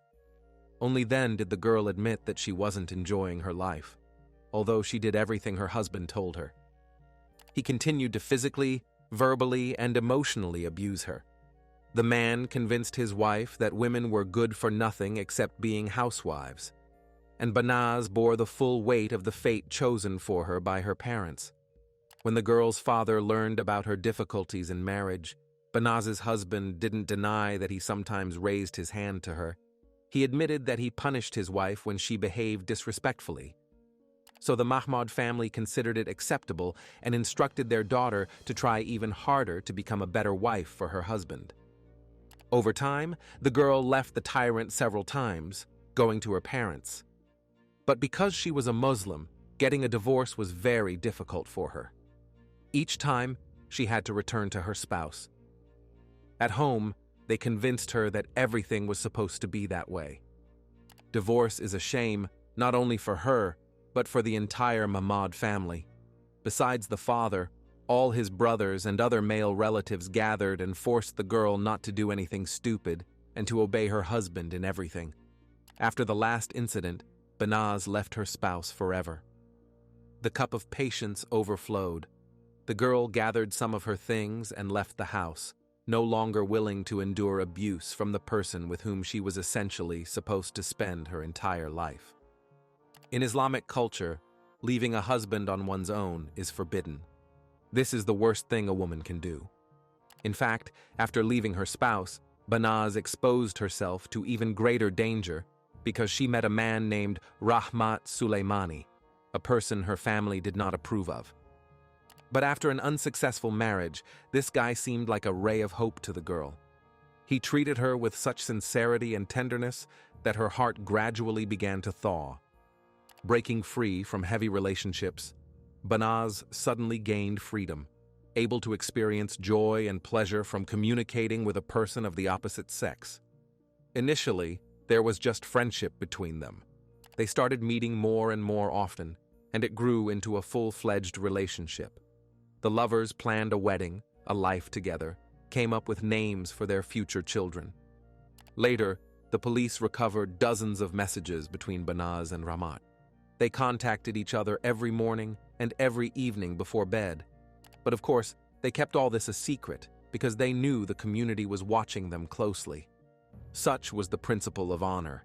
Women's behavior was under strict and constant control. Young people and older men carefully monitored any behavior they considered inappropriate. Women were accustomed from childhood to being under the vigilant attention of male relatives and took it for granted. After Banaz left her husband, she began to constantly notice that she was being followed on the streets. The girl worried that wherever she went, someone was always walking behind her or driving in a car. These were people who knew the Mahmoud family, but were not personally acquainted with Banaz. This was the main reason why the girl went to the police station in December 2005. She believed that if something happened to her in the future, they would be to blame. The officers listened attentively to the agitated girl, but did not take any hasty actions, since she was sitting in front of them alive and unharmed. It was possible that Banaz was simply experiencing stress after breaking up with her husband, and it might have just seemed to her that men were now pursuing her everywhere. The police advised Banaz to contact them immediately if something really threatened her safety. They promised to start an investigation and report the results later. Finally, the girl asked if the officers could help her, and she received an affirmative answer with the caveat that everything needed to be checked first. As it turned out, Banaz risked going to the police for a reason.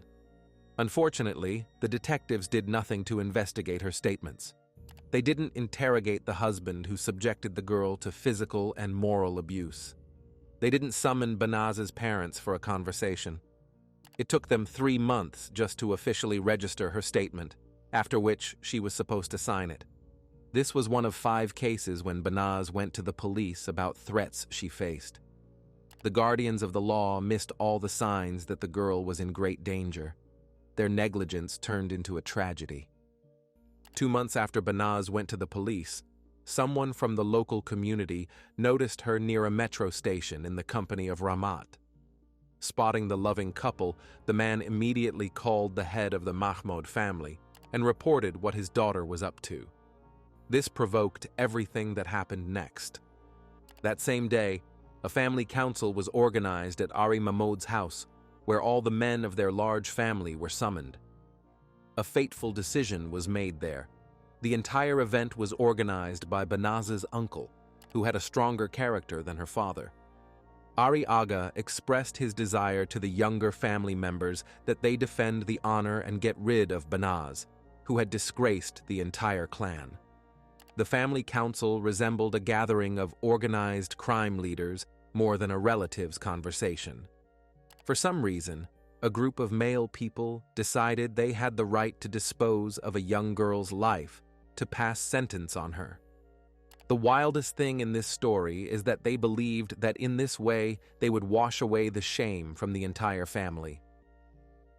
2 days after this family meeting, Banaz went to the local police station again and made another statement. The girl overheard a phone conversation between her uncle and her mother. Her uncle Ari Aga said that they were going to take Banaz's life, and a week later, Banaz delivered a letter to the police listing 5 family members who agreed to commit a crime against her. But here, the girl surprised the law enforcement officers with her behavior. She said she didn't want the police to take any measures about it. Apparently, she sincerely believed that her parents wouldn't allow their daughter to be sent to the other world. Or Banaz really thought she had committed an improper act and should be punished for it. In any case, whatever the reason, while in great danger herself, she didn't want to subject her family to trouble. As a result, no further investigation was conducted after the statement.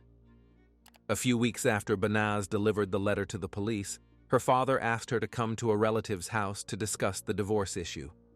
The meeting was supposed to take place on New Year's Eve, but the girl was deceived. Mahmoud sat his daughter on the couch and forced her to drink a little brandy, obviously hoping to stupefy her.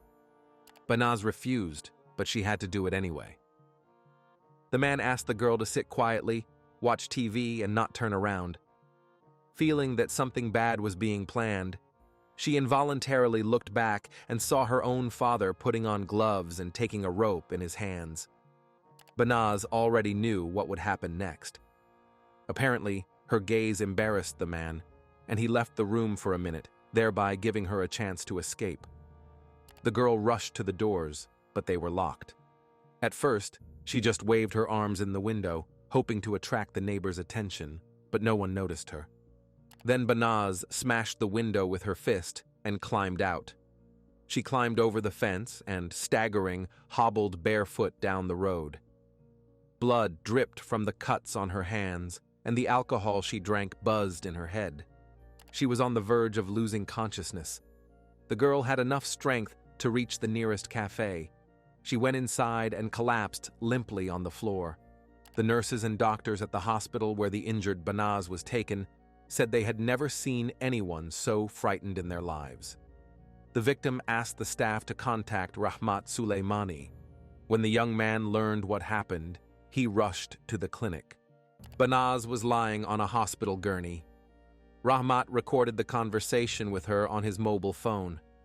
He asked her to recall everything that happened to her in the smallest details. Besides Rahmat, the victim's story was heard by a police officer who also arrived on the call. Unlike the guy, this policeman didn't believe a single word Banaz said. He decided that the young girl had overdone it with alcohol somewhere and, to avoid trouble, was making up a story on the spot. The patrolman even considered charging Banaz with property damage since she broke the window during her escape. In this case, the police made a huge number of errors caused by misunderstanding and ignorance of what sometimes happened in Muslim families. Later, the officers officially acknowledged this. After several days in the hospital, Banaz was discharged. Rahmat picked her up, but she couldn't stay long with her young man. The Mahmoud family persuaded the girl to meet them at a cafe to convince her to return home. Banaz knew that if she ran away, she would die. They would find her anyway and send her to the other world. If she returned home, she would also die because she dared to defy her father. The feeling of absolute doom, which to some extent explained her decision, broke the girl, and she went to her parents' house. One of the last messages sent to Rahmat was about how Banaz loved him. She asked the guy to be careful, knowing she couldn't live a second without him. And the next morning, she disappeared. The Mahmoud family claimed that Banaz had disgraced them, brought dishonor by falling in love with an unsuitable man. They disapproved of him only because the girl dared to manage her own life. On January 22, 2006, in broad daylight, 3 men attacked Rahmat Suleimani, whose names were on the list previously given to the police. They wanted to kidnap him, but the young man managed to twist away and escape. He filed a report about the attack and tried to contact Banaz, but couldn't get through. On January 25, 2006, Rahmat couldn't stand it and reported Banaz's disappearance to the police. But since the young man was not a relative of the missing person, the officers didn't take his words seriously. The patrolman came to Mahmoud's family home and asked where his daughter Banaz was. The father stated that his daughter was 20 years old. She was a free woman and could be anywhere, for example, with her friends.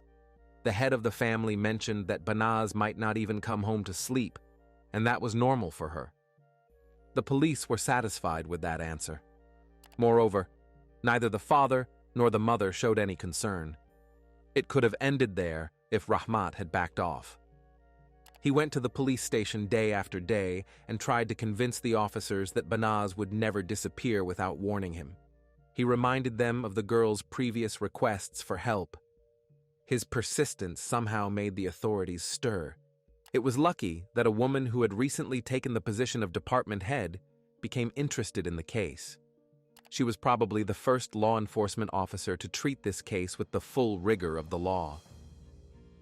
Caroline Good had only recently headed the Scotland Yard Department for investigating serious crimes. She received information about a missing girl who had reported being in danger back in October. Operatives were immediately sent to clarify the circumstances of the disappearance. There were dozens, if not hundreds, of people who knew what really happened to Banaz. But not a single member of the Kurdish community helped in her search. They deliberately tried to confuse justice, saying they had seen the girl alive in one place or another. The detectives had to face quite broad scales of a general conspiracy. More than 50 people were involved in this crime to one degree or another. The police had to do a lot of work to finally see a clearer picture of what was happening. A couple of days after the investigation began, they learned that Banaz had an older sister named Bekal, who didn't live in the family home. They managed to find the girl despite all her attempts to hide.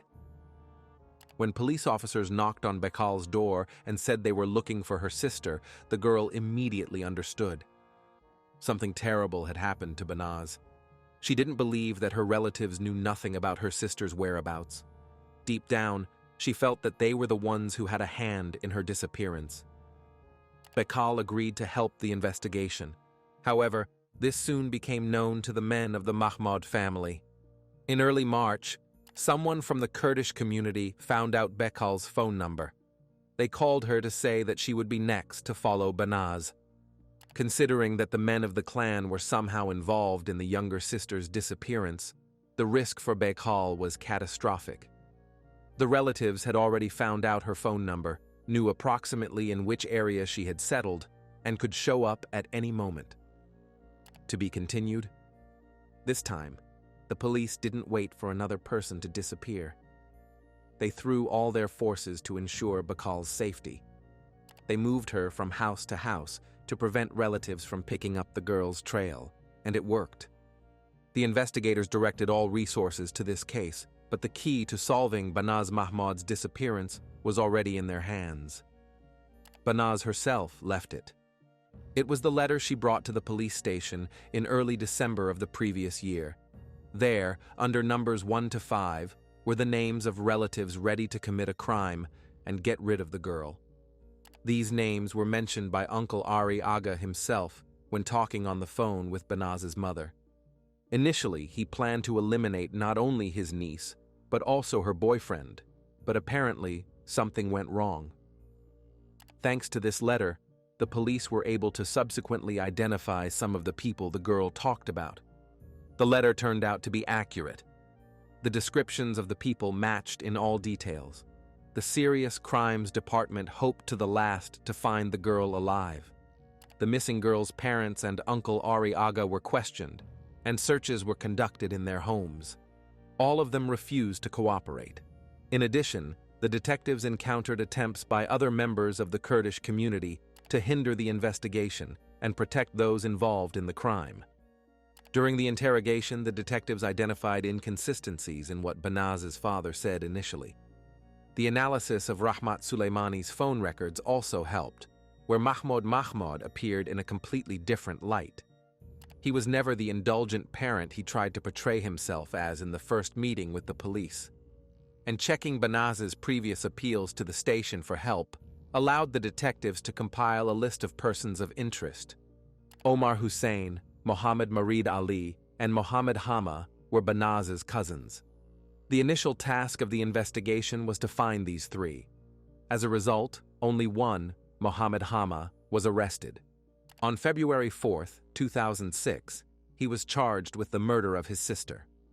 An important role in this decision was played by the fact that Suleimani identified Hama as one of those who had previously tried to kidnap him. But the suspect could be held in custody only for a certain time, as there were no convincing evidence against him at the moment. And that's when the race against time began. It was necessary to find Banaz, alive or dead. Otherwise, Mohammed would have to be released, and then the chances of punishing the guilty would be significantly reduced. While in custody, Hama boasted to other inmates that he and his brothers had dealt with Banaz, after which they got rid of her body. Hama didn't know that the conversation was being recorded by the police. Simultaneously with his arrest, raids were conducted across the country, but there were no signs of Banaz's presence. Her phone had not been active since the evening of January 23rd, and her bank account remained untouched. The Mahmoud family showed no interest in the investigation. They didn't call the detectives and didn't ask if their daughter had been found. Even when the bottom of a small lake near their house was searched, no one came out on the street and showed no concern. A young girl disappeared, but absolutely no one from her close people cared about her fate. Usually, the police investigate crimes in the interests of the victim's family. However, they searched for Banaz not for the sake of her parents, who didn't care about the girl. The story of a completely innocent victim touched the hearts of the department's employees, but couldn't melt the ice in the souls of her relatives. They wanted to find Banaz for her own sake, as she had no close people left in her family. Mohammed Hama's words that Banaz was no longer alive made the police search for her remains. They tracked the cousins' locations by their mobile phones and noticed that on the way to London, one of the brothers' cars remained stationary for some time on the outskirts of Birmingham. From the GPS navigator records in one of the brothers' cars, the detectives managed to establish the approximate place where they stopped. And from the recording of Mohammed Hama's conversation in the cell with other arrestees, the police knew that an old freezer should be somewhere there. The police immediately sent a helicopter to circle over the area where the brothers' cars were parked. And down on the ground, the investigators saw an old, overgrown garden, a pile of garbage, and something resembling a freezer lying in the backyard of an abandoned house in the suburbs of Birmingham. As soon as the coordinates were transmitted to the police station, the detectives went there by car, despite the fact that night had fallen. They took a forensic archaeologist with them, who examined the ground in the garden behind the house and immediately noted that in the back part of the yard there was a disturbance in the soil cover. On April 28, 2006, the detectives found Banaz Mahmoud's body, buried at a depth of about 2 meters. She lay in a suitcase, curled up in a fetal position. From this picture, even the police had tears in their eyes. An innocent creature that those she turned to for help couldn't save. Like a child in the mother's womb, the girl rested inside her improvised coffin. Banaz's tragedy was that her relationship with her parents went wrong from the beginning. Whether religion is to blame or traditions where imaginary honor is more valuable than the life of one's own child, it was pointless to argue. The life of a young blooming girl was cut short suddenly and without any remorse, judging by how the perpetrators behaved. And these were not serial maniacs. These people were the closest, those who should have protected and cherished this young soul in every way. When the dead body in the suitcase was buried in the garden of the abandoned house, the sewer burst and sewage flooded the pit. It turned out that even after death, this girl was simply thrown into a dirty puddle and buried. A police officer came to Behal Mahmoud and told her everything that happened to her sister. The girl couldn't control herself because she understood that even if her relatives had managed to track her down, a similar fate would await her. When the tears dried, she unhesitatingly agreed to testify against her family, and this greatly helped the prosecution team. Rahmat Suleimani also testified against the Mahmoud family. 3 men were accused in Banaz's death, including her father and uncle, and 2 more suspects, Omar Hussein and Mohammed Marid Ali, managed to hide and flee to Iraq. All these people were proud of their masculinity. After all, they had done a great deed. They managed to defeat one young girl who didn't even defend herself. The investigators found out that Banaz met her death on the morning of January 24th. The suspects met at one of the cousins' places and then headed to the Mahmoud residence. The parents deliberately left the family home to take their youngest daughter to school and go shopping, leaving Banaz sleeping in the living room. Along with her, one of the cousins remained in the house on the 2nd floor, and no one else was there. This meant the path was clear for the men. Banaz had a habit of sleeping on the floor in the living room, as there wasn't even a separate bedroom for her in the house. The 3 men entered the house unhindered. When the girl opened her eyes, she already knew they had come to take her life. Mohammed Hama's story, recorded in the cell, allowed the horrific picture to be reconstructed in full. The man openly boasted about what he and his brothers had done that morning. He laughed when he said that they took turns strangling Banaz, but her soul didn't want to leave the body. Then they wrapped a rope around Banaz's neck and, pressing their feet against her chest, began to pull. The cord had already dug under the skin, but the girl's heart didn't want to stop. Then another man began kicking her in the head to finish what they started sooner and release the soul, thereby restoring the honor of the Mahmoud clan. The attempts to end the family's shame took about 5 minutes. At the same time, Banaz didn't make a sound. Banaz's uncle Ari Aga and her father Mahmoud were sentenced to life imprisonment for organizing the murder of the girl. Mohammed Hama pleaded guilty and also received a life sentence. By 2007, 3 men were behind bars, but the work was not completed. 2 of Banaz's cousins, suspected of her murder, fled to Iraq. None of them were extradited to the United Kingdom. However, Caroline Good's team was not going to give up. Banaz's death penetrated so deeply into the heart of the head of the Serious Crimes Department that she set herself a personal goal: to punish the guilty, even if it meant going to another country. By that time, Banaz Mahmoud had become part of Caroline. It was her first case as head, and she wasn't going to let anyone get away with the death of an innocent victim. Omar Hussein and Mohammed Marid Ali fled from Europe, even before the police found the missing girl's body. In their homeland, they boasted that they had settled scores with Banaz and thought they had gotten off easy. Omar Hussein in Iraq was practically untouchable because his family was very influential. He lived with his brother, a high-ranking police officer. Many people in their homeland believed that the brothers had done nothing wrong.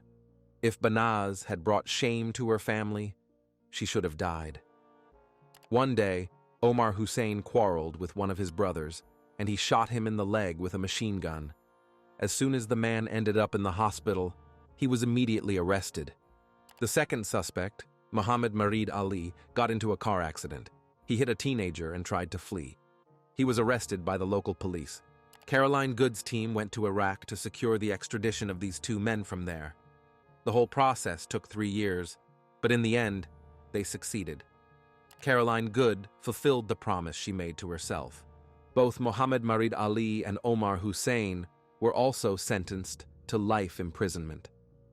In the last 4 months of her life, Banaz Mahmoud went to the police at least 5 times. After her death, an independent commission for reviewing complaints about police work, began investigating misconduct. The commission criticized the behavior of 9 police officers, 6 from the Metropolitan Police and 3 from West Midlands, for not making enough effort to help the girl. The Banaz Mahmoud case taught the police a lot. Effective mechanisms were developed to ensure efficient and professional investigation standards. Special public safety departments appeared in all London districts. Training is also conducted to raise awareness on honor-based violence issues. The police are determined to ensure the safety of potential victims to prevent a repeat of Banaz's story. Many claim that the topic of honor crimes should not be touched upon due to the fear of stigmatizing entire communities. But it's not about religion or the traditions of individual peoples at all. This has been happening for centuries in different cultures and religions around the world. The Mahmoud family had never commented on this case before, but one day they contacted reporters to say that Banaz was a sweet, caring, smart, and kind girl who loved her family, and the family loved her too. They still miss her. When Banaz left her husband, her relatives did everything to support her. The relatives of the deceased girl claim that they never oppressed their daughters and even now take care of her grave. The Mahmoud family blames the police for everything, which failed to protect its citizens. Officer Caroline Good visits Banaz's grave from time to time. However, she is not sure that many others do it. The burial remained nameless for several years after the trial. The female police officer, on her own initiative, took on the role of a mother who preserves the memory of her deceased daughter. She didn't feel that the girl was loved by her own parents during her lifetime, so let Banaz at least know after death that someone remembers her. Caroline Good still communicates with Bekhal. The eldest Mahmoud daughter has never taken off her paranja, as she still fears for her safety. Rahmat Suleimani tried with all his might to adapt to a new life. According to the Witness Protection Program, he lived very secluded and isolated. The man never recovered after his fiancée's death. In May 2016, 10 years after her death, the man took his own life. If you have finished watching, you are a real fan of true crime. Subscribe to the channel, turn on the bell notifications, and put the like. See you in the next video. Suddenly, in the middle of the night, the couple was awakened by the dog. Ted grabbed a pistol and went to check what had happened. When shots rang out, Corey hid in the bedroom closet. Her thoughts were tangled. Was her husband alive? Would the intruders find her? And who dared to break into their house in the middle of the night? Help this channel grow. Like the video, try the new hype feature, leave a comment, and subscribe for more stories. This helps us a lot. Thank you. This incident happened not so long ago, in 2018 in Austin, Texas, and the trial of the criminals ended only in June 2023. Let's get to know the family we're talking about today. Theodore Shonessy, whom everyone called Ted, was born on February 7th, 1963, and was the youngest of 3 children. He had 2 older brothers named Tim and Tom. They grew up in Arizona, not far from Phoenix. From a young age, Ted was obsessed with speed, and this passion accompanied him into adulthood. He loved racing cars, karting, and everything related to fast driving. His brothers described Ted as a completely fearless person. In the early 80s, the younger Shonessy met a girl named Corey Garman. They had so much in common that they soon got married. Then the couple moved to Austin, Texas, where they opened an elite jewelry business together called Jewelry Gallery. They jointly managed their brainchild. Stones and jewelry were one of their shared interests that once brought them together. Corey was an appraiser. In college, she studied fine arts and gemology, the science of gemstones. This knowledge came in handy in her work, most of which was hidden from visitors' eyes. Ted was the face of the store. His ability and skill in communicating with people made him an amazing consultant in selling jewelry. Ted was a very friendly guy, capable of establishing a trusting contact with any buyer in a few minutes. No one ever spoke negatively about him. Many clients later became his friends and continued communication on a different, closer level. People were drawn to the charming, energetic, talkative Ted. It was very comfortable to be around him because he cared most about others. His huge heart manifested in everyday actions. Ted could easily pay for groceries at the checkout for people standing next to him, lend money interest-free to his friends when they faced hard times. He liked helping people, and it was never done for show. By 2000, the Shonessy couple had built a successful business. They bought a beautiful house in a good neighborhood, not far from the store. They got 2 dogs named Bart and Brina, who replaced children for them. Corey and Ted adored their pets. They even took them to work. In the relationship between husband and wife, everything was also wonderful. They were crazy about each other. Everyone who knew them considered them the ideal couple. The Shonessys lacked only one thing. They dreamed of becoming parents. The couple couldn't have their own children. So in the spring of 2000, they went to Ukraine to adopt a 16-month-old boy, whom they named Nicholas, or Nick for short. For Ted and Corey, Nick became the absolute light in their lives. They fell in love with the baby at first sight. The Shonessys were wonderful parents. There was a lot of love in their family. Ted instantly turned into the most caring father in the world, trying not to part with his son for a minute. Wherever the man was, the boy was always with him. Over the years, Nick turned into a smart, handsome young guy like his father who adored speed. From childhood, they rode karts and racing cars together. Nick also began to show an entrepreneurial streak. The business acumen of his parents, who built a successful business from scratch, apparently passed on to their adopted son somehow. Even in middle school, the guy started selling chocolate bars, and in high school, he already opened a car repair business that brought in good profit. He even hired several employees. In 2015, Nick met a girl named Jacqueline Alexa Edison, or simply Jackie, who moved from New Jersey to Texas. They started dating and after graduation were practically inseparable. The young couple moved from a townhouse outside the campus to College Station. Jackie studied engineering at Texas A&M University, and Nick worked from home as a day trader, trading on the stock exchange. Every weekend, they made a 2-hour trip to Austin to visit Ted and Corey. On March 2nd, 2018, the life of this seemingly ideal family changed forever. It was 4:30 in the morning. Corey and Ted were peacefully sleeping in their bed when they were awakened by the dogs barking. This wasn't unusual. The animals could be attracted by some extraneous sound on the street, or they smelled something inaccessible to human sense of smell. In any case, a dog barking in the middle of the night is a common occurrence. Be that as it may, Ted, just in case, armed himself with a .45 caliber pistol and went to see what had happened that caught the animal's attention. Corey, accustomed over so many years to the dogs barking, put her head on the pillow and was about to continue her interrupted sleep. But as soon as she closed her eyes, she heard the sound of a shot in the kitchen, followed by several more. The woman jumped out of bed like she was stung and grabbed her own .357 caliber revolver, which always lay above the bed. Corey saw through the doorway how the intruder, approaching the bedroom, shot her beloved dog Bart. She opened fire directly at the uninvited guest and shot until she ran out of bullets. After that, she hid in the bedroom closet and called 911. Dialing the number, Corey thought that the criminal could open the door at any moment and find her. She was completely defenseless because the pistol's magazine was empty. In fright, the woman fired all the bullets one after another. Quickly reporting the emergency in the house to the dispatcher, Corey heard moans. She didn't know if it was Ted or if she had managed to shoot one of the intruders. Corey couldn't even admit the thought that while she was hiding in the closet, her beloved husband was dying there alone. She told the rescue service operator that she was going to go out and check if her husband needed her help.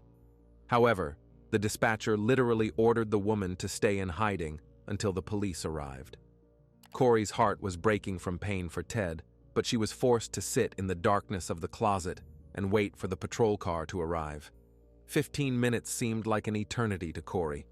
She no longer heard moans and didn't know what to think. Biting her hands until they bled to avoid screaming, clutching her head with her hands, the woman prayed to God that her husband would be alive. But somewhere deep inside, the thread of hope was beginning to break. Finally, the dispatcher reported that the police should be near her house. Corey crawled out of the closet and slowly walked down the hallway to the front door.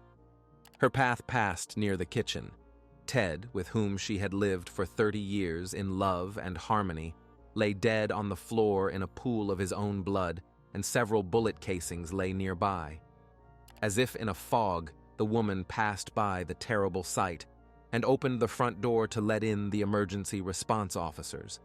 But there was no one on the porch, neither police nor intruders. By bitter irony of fate, the patrol officers were knocking on the neighbors' doors at that time, having mixed up the house number. When the police finally reached the Shonessy residence, they saw Corey completely out of control. The woman was shaking as if in a fever. She couldn't properly explain what had happened, only pointing her hand somewhere inside and repeating one single name: Ted. At that moment, it seemed to her that life was over, and there was nothing ahead, neither good nor bad. How wrong she was.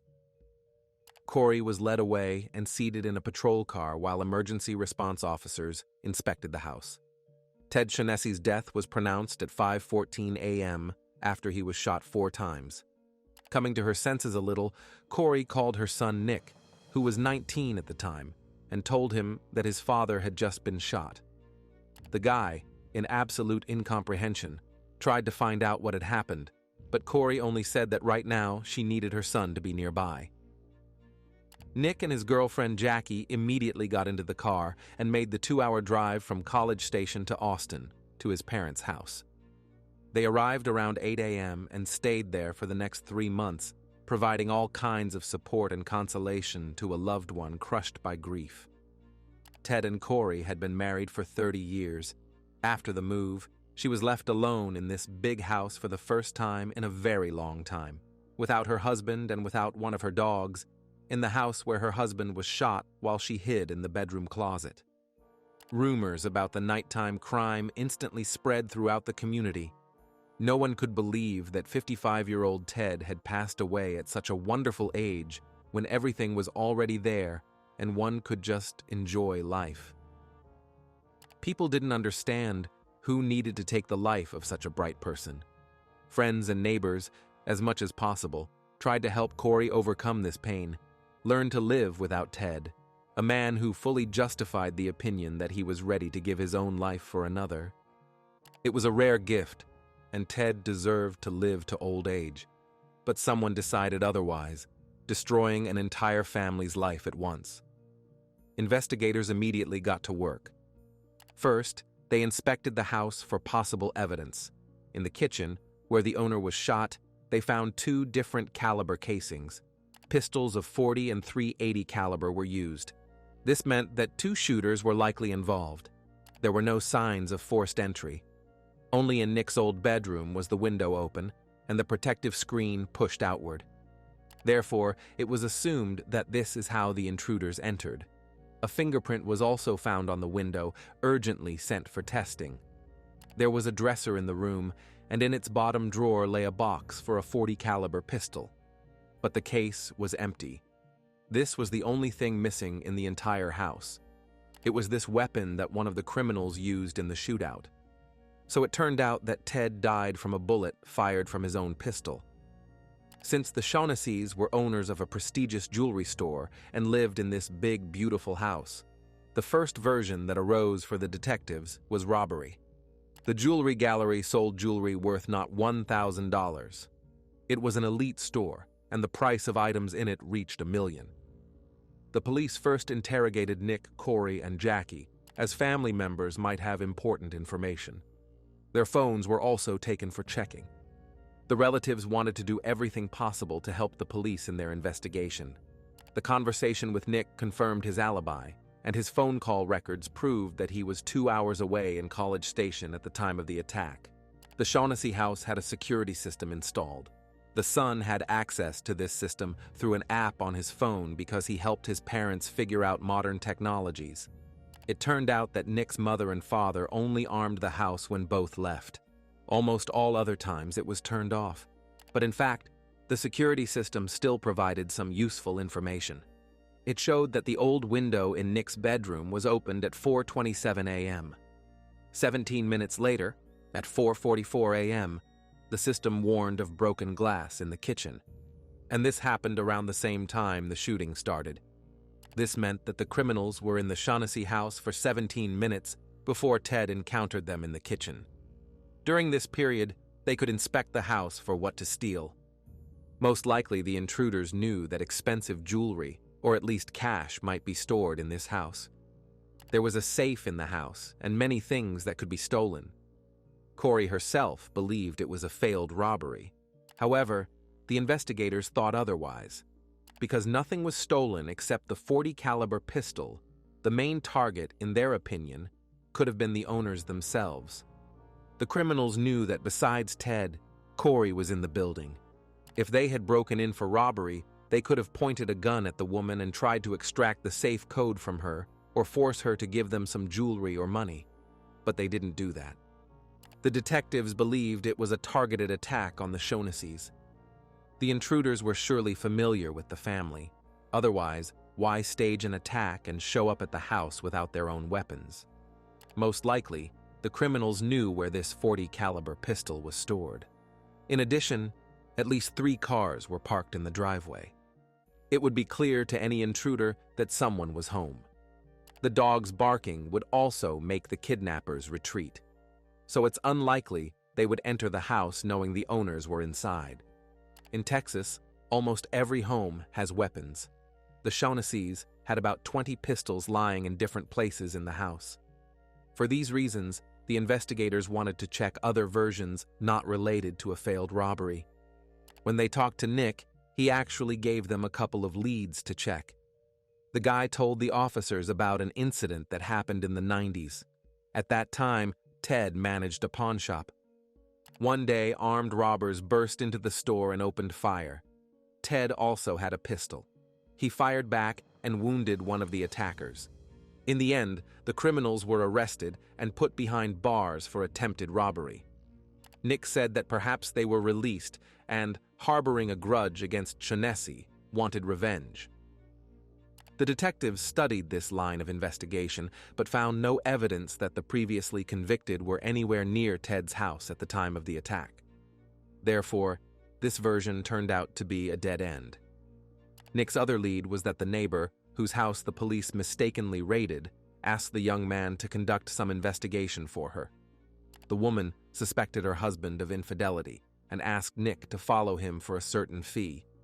At her request, the guy even installed a tracker on the neighbor's car so the wife could see his movements during the day.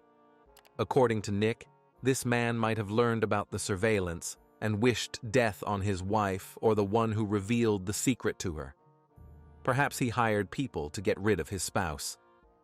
And they also mixed up the house, breaking into the Shonessys.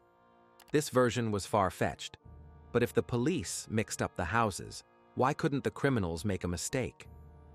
Among the 3 cars parked in front of the Shonessy house, there was a white Mercedes. The neighbor also drove a white Mercedes. Her house was nearby and also unlit. In the dark, it was easy to confuse 2 buildings standing close by.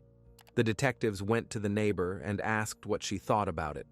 The woman fully confirmed Nick's words that she had paid him several times for surveilling her unfaithful husband.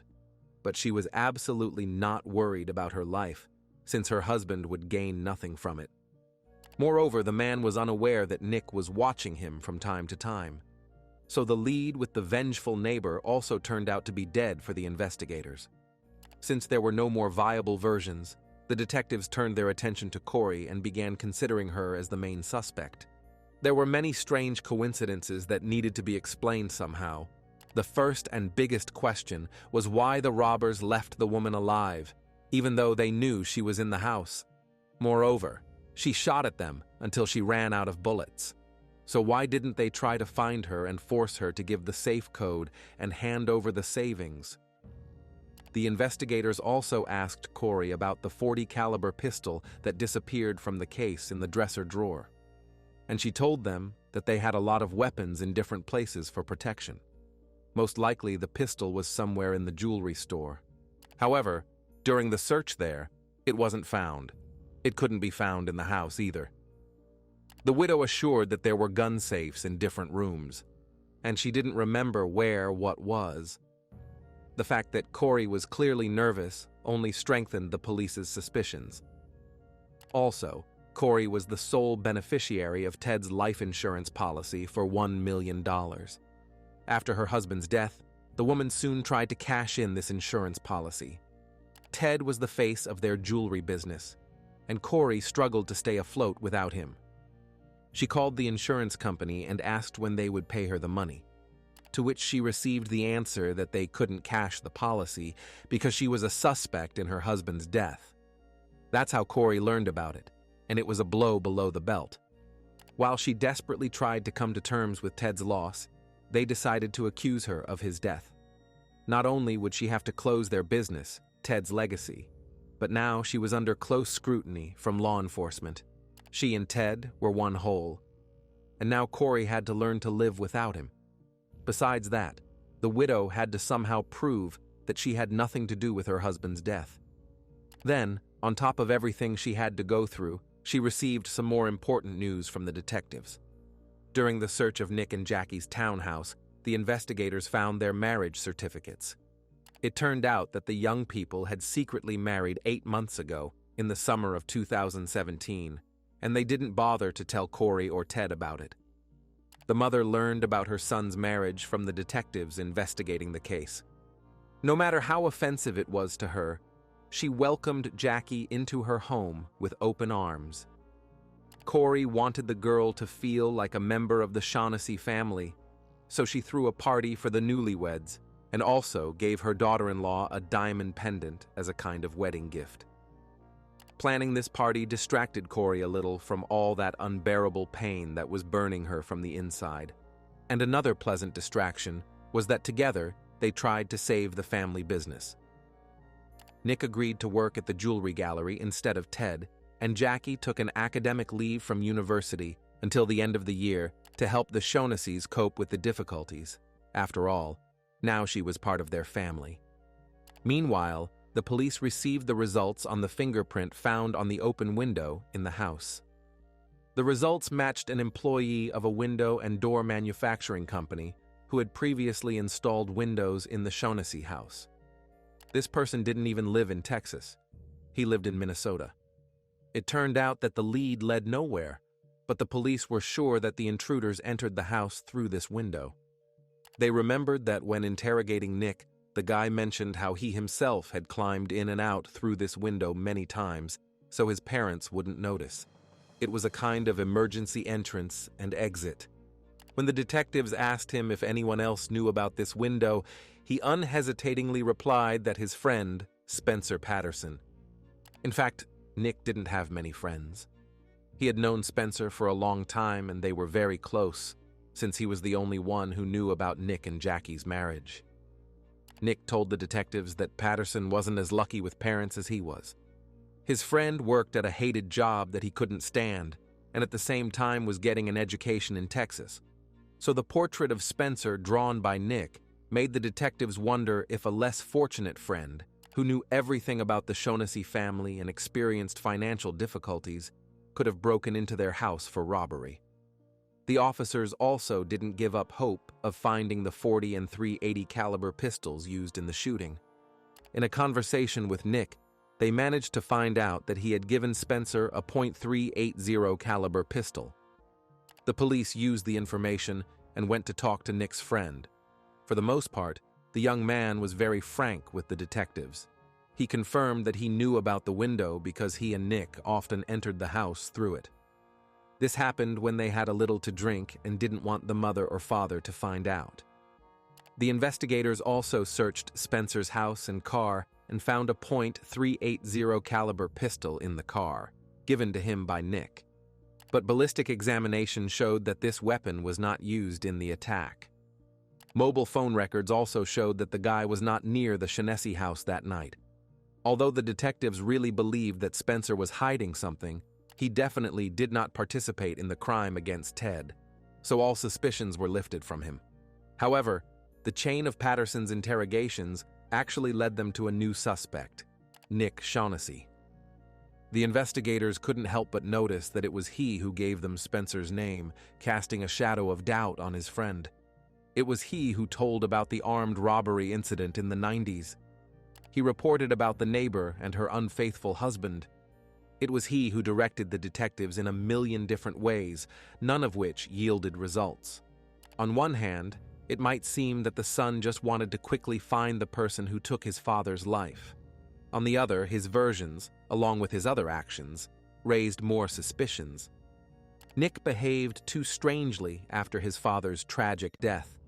The detectives had been watching the entire Shonessy family from the beginning, including Corey, Nick, and Jackie. And the guy's strange behavior manifested literally from the first seconds. On the day he arrived from College Station to the family home, he behaved inexplicably. It seemed that Nick was not at all upset by his father's death, but excited by the prospects opening up after his death. When he was asked to turn around to test for gunshot residue on his hands, the guy did it with a jump, like an excited schoolboy unable to contain his emotions. He joked and laughed, which the police considered a strange way to express emotions after his family had just experienced this unimaginable tragedy. Nick immediately told the police that his parents' house had a security system and that he could access it through his app, turn it on or off. The townhouse where they lived with Jackie also had an alarm. At the very beginning of the interrogation, Nick showed the investigators a video recording proving that he and Jackie were at home at the time of the attack on Ted. Emergency response officers reported that upon arriving at the scene, Nick went straight to that window in his old bedroom and studied it for a long time. That morning, and in the following days, the young man showed excessive curiosity. And if separately it looked like concern for his father, together it painted a not very good picture. The guy walked among the police and asked them a bunch of questions, interrogated the neighbors himself, as if trying to find out every bit of information. In addition, it became known that the parents had lent Nick $30,000 for stock trading, and he hadn't returned them yet. A friend of Father Ted Cole also provided him financial support and gave $5,000 for investment on his behalf. Mother and father also paid for some of his monthly expenses, such as car insurance, gas, and the like. Ted and Corey didn't want Nick to get used to living at their expense, so they made something like an agreement that the son would later return this money to them. At first it was so, but then he stopped returning the money to his parents. Mother and father incredibly supported all his endeavors and did everything for their son to succeed in life. But refusing to return money for his own expenses definitely created huge tension in the relationship. In the Shonessy family, disputes often arose about this over several months preceding Ted's death. The thing is, the parents didn't want Nick to engage in stock trading. They hoped that after moving to College Station with Jackie, he would get tired of sitting at home and also enroll in university to get an education. The $30,000 were allocated to him as a student fund. The father warned his son that as soon as this amount ran out, they would stop financing him, and Nick would have to get a job and support himself. Most of all, the parents didn't like that the money was going not to monthly needs, but to buying new things for Nick and Jackie. Every time the son and his girlfriend appeared in their house, they had new fashionable outfits and boasted about how they furnished their apartment. For this reason, mother and father decided to completely cut off the money flow, and Nick didn't like it very much. Once they even had a serious fight, but then everything worked out. The young man started returning the money again and stopped wasting it left and right. Despite the fact that the situation was resolved peacefully, the detectives found it suspicious. They searched Nick and Jackie's apartment and found a box of ammunition there. The brand and caliber of the bullets matched those found at the crime scene. The box was missing 6 bullets. Upon further study of Nick and Jackie's records, they also discovered that he had lied to them about the last time he was in Austin. The guy told the police during interrogation that he hadn't visited his parents for a month before the attack. However, his mobile phone records showed that, in fact, the guy was in Austin on February 28th, 2 days before Ted's death. In Nick and Jackie's mobile devices, there was a rather obvious gap when they simultaneously didn't use their phones or deleted records for that time period. For 19-year-old young people, constant immersion in phone screens has become an integral part of life. Therefore, the absence of records simultaneously for 2 hours raised questions for the investigators. Either Nick and Jackie deleted something or simply reset the settings, but they didn't even bother to remove the information from other devices, probably forgetting about synchronization possibilities. Most modern people know that when you delete something from your phone, it never disappears without a trace. There are specialists capable of recovering even deleted information. That's what the detectives used.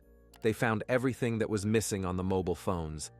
It became completely clear why Nick and Jackie wanted to erase this from the mobile's memory.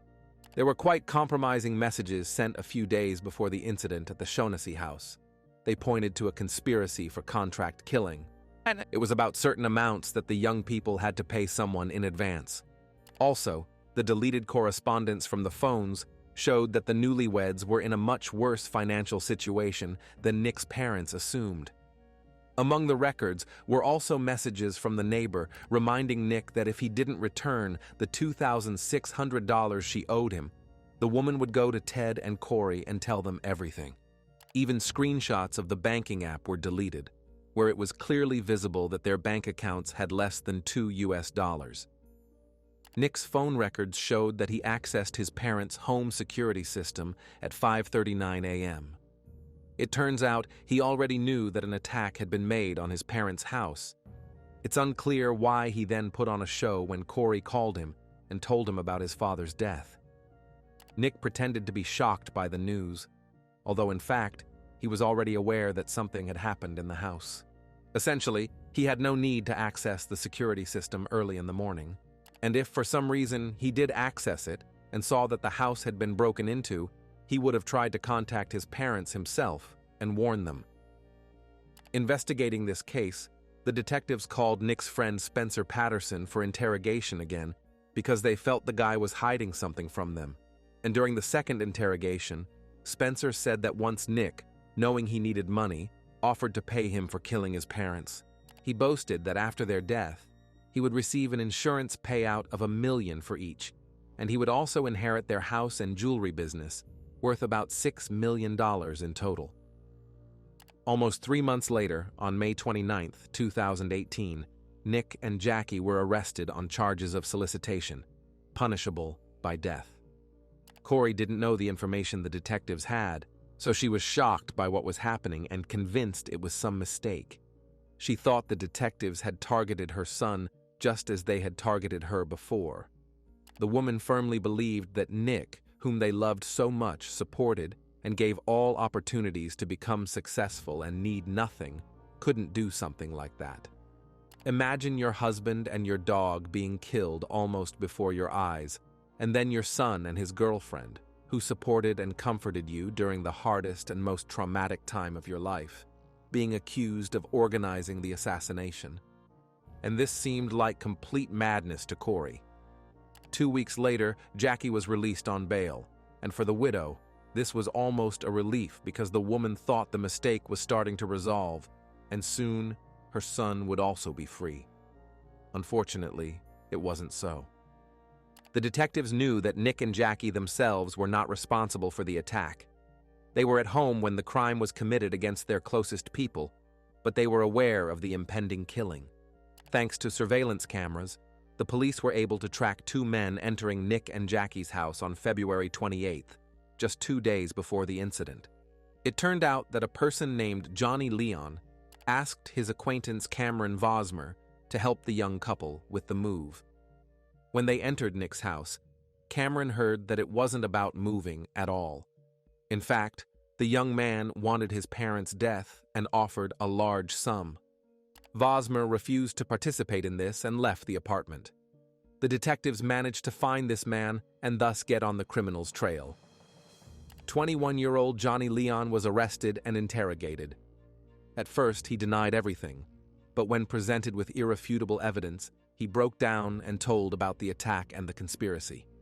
Nick offered him $100,000 to kill his parents. For Leon, the sum was significant, so he agreed. That same day, they drove with Nick to Austin, parked across the street from the Shonessy house. And the guy was going to do it himself. Nick even approached the house, then just returned to the car and said he couldn't do it with his own hands. They drove back to College Station and developed a plan for the terrible crime on the way. This whole story was confirmed by Nick's phone location records, and Johnny Leon's mobile showed that on the night of the attack, he was in the Shonessy house. His conversation records led to the second perpetrator, a person named Arian Smith. The guy also pretended to be innocent until something human spoke in him. Smith confessed and even demanded the death penalty for himself. After the shooting in the Shonessy house, he felt so guilty that he stopped sleeping at night. Smith said that if he took someone's life, he deserved death himself. It was he who fired the fatal shot at Ted, and he really used Ted's own .40 caliber pistol, which Nick Shonessy gave him. According to Arian Smith, Nick turned off the home security system for them and told how easy it was to enter the house through the window of his old bedroom. After the arrests were made and all the information came out, Corey finally lost all faith in Nick and Jackie. It was undeniable that they were involved in this. In 3 months, Corey had practically lost her entire family. Her husband was shot at the instigation of their own son. From the moment the Shonessys brought Nick into their home, they loved him with all their hearts. He became their whole world. And this person, whom Ted loved so much, calmly, without any remorse, sent his father to the other world. It was madness that they had adopted their own executioner. Corey couldn't wrap her head around the fact that she had unwittingly lived for 3 months with the people who took her husband's life. She bought groceries, paid all the bills, dressed and shod those who, in essence, completely destroyed her happy life. Jackie decided that it was in her interest to cooperate with the investigation. The girl put all the blame on Nick's shoulders, saying it was his idea, and she didn't support it, thinking the guy was just talking nonsense.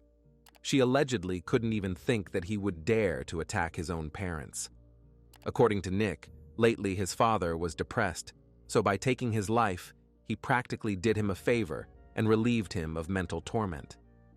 Corey wouldn't be able to live without Ted, so it would be cruel to leave her alive. That's how the son reasoned when looking for killers for his parents. All of Jackie's testimonies were nothing more than an attempt to justify herself.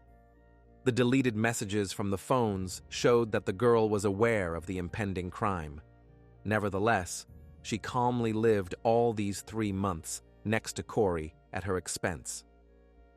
Together with the woman, she mourned the deceased Ted, knowing that they and Nick were guilty of his death.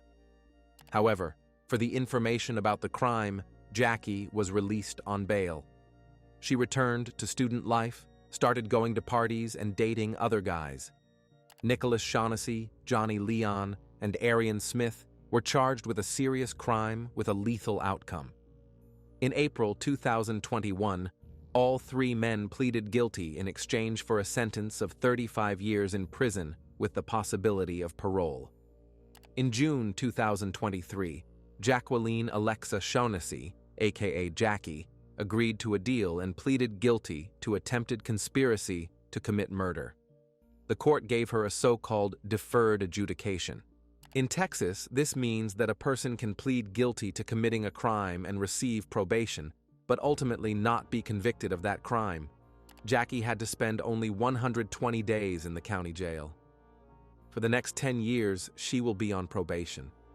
Then every year on the anniversary of Ted's death, she will have to return to jail for 2 days. Last year, Nick Shonessy gave several interviews where he said he would never have committed the crime without Jackie's support. The guy also sincerely repented that he was so selfish and caused pain to the people who gave him everything. He admitted that he had a perfect life, a perfect family, and he destroyed it all in one moment. He repaid with black ingratitude. Nick is working on himself and hopes that someday his mom will forgive him. Corey hasn't spoken to Nick since his arrest. Instead, she writes him letters that she never intends to send. She will always love her child, the way he was, not the one who sent criminals to his family's house. In essence, Corey is also dead because of her son, and ghosts cannot speak. If you have finished watching, you are a real fan of true crime. Subscribe to the channel, turn on the bell notifications, and put the like. See you in the next video.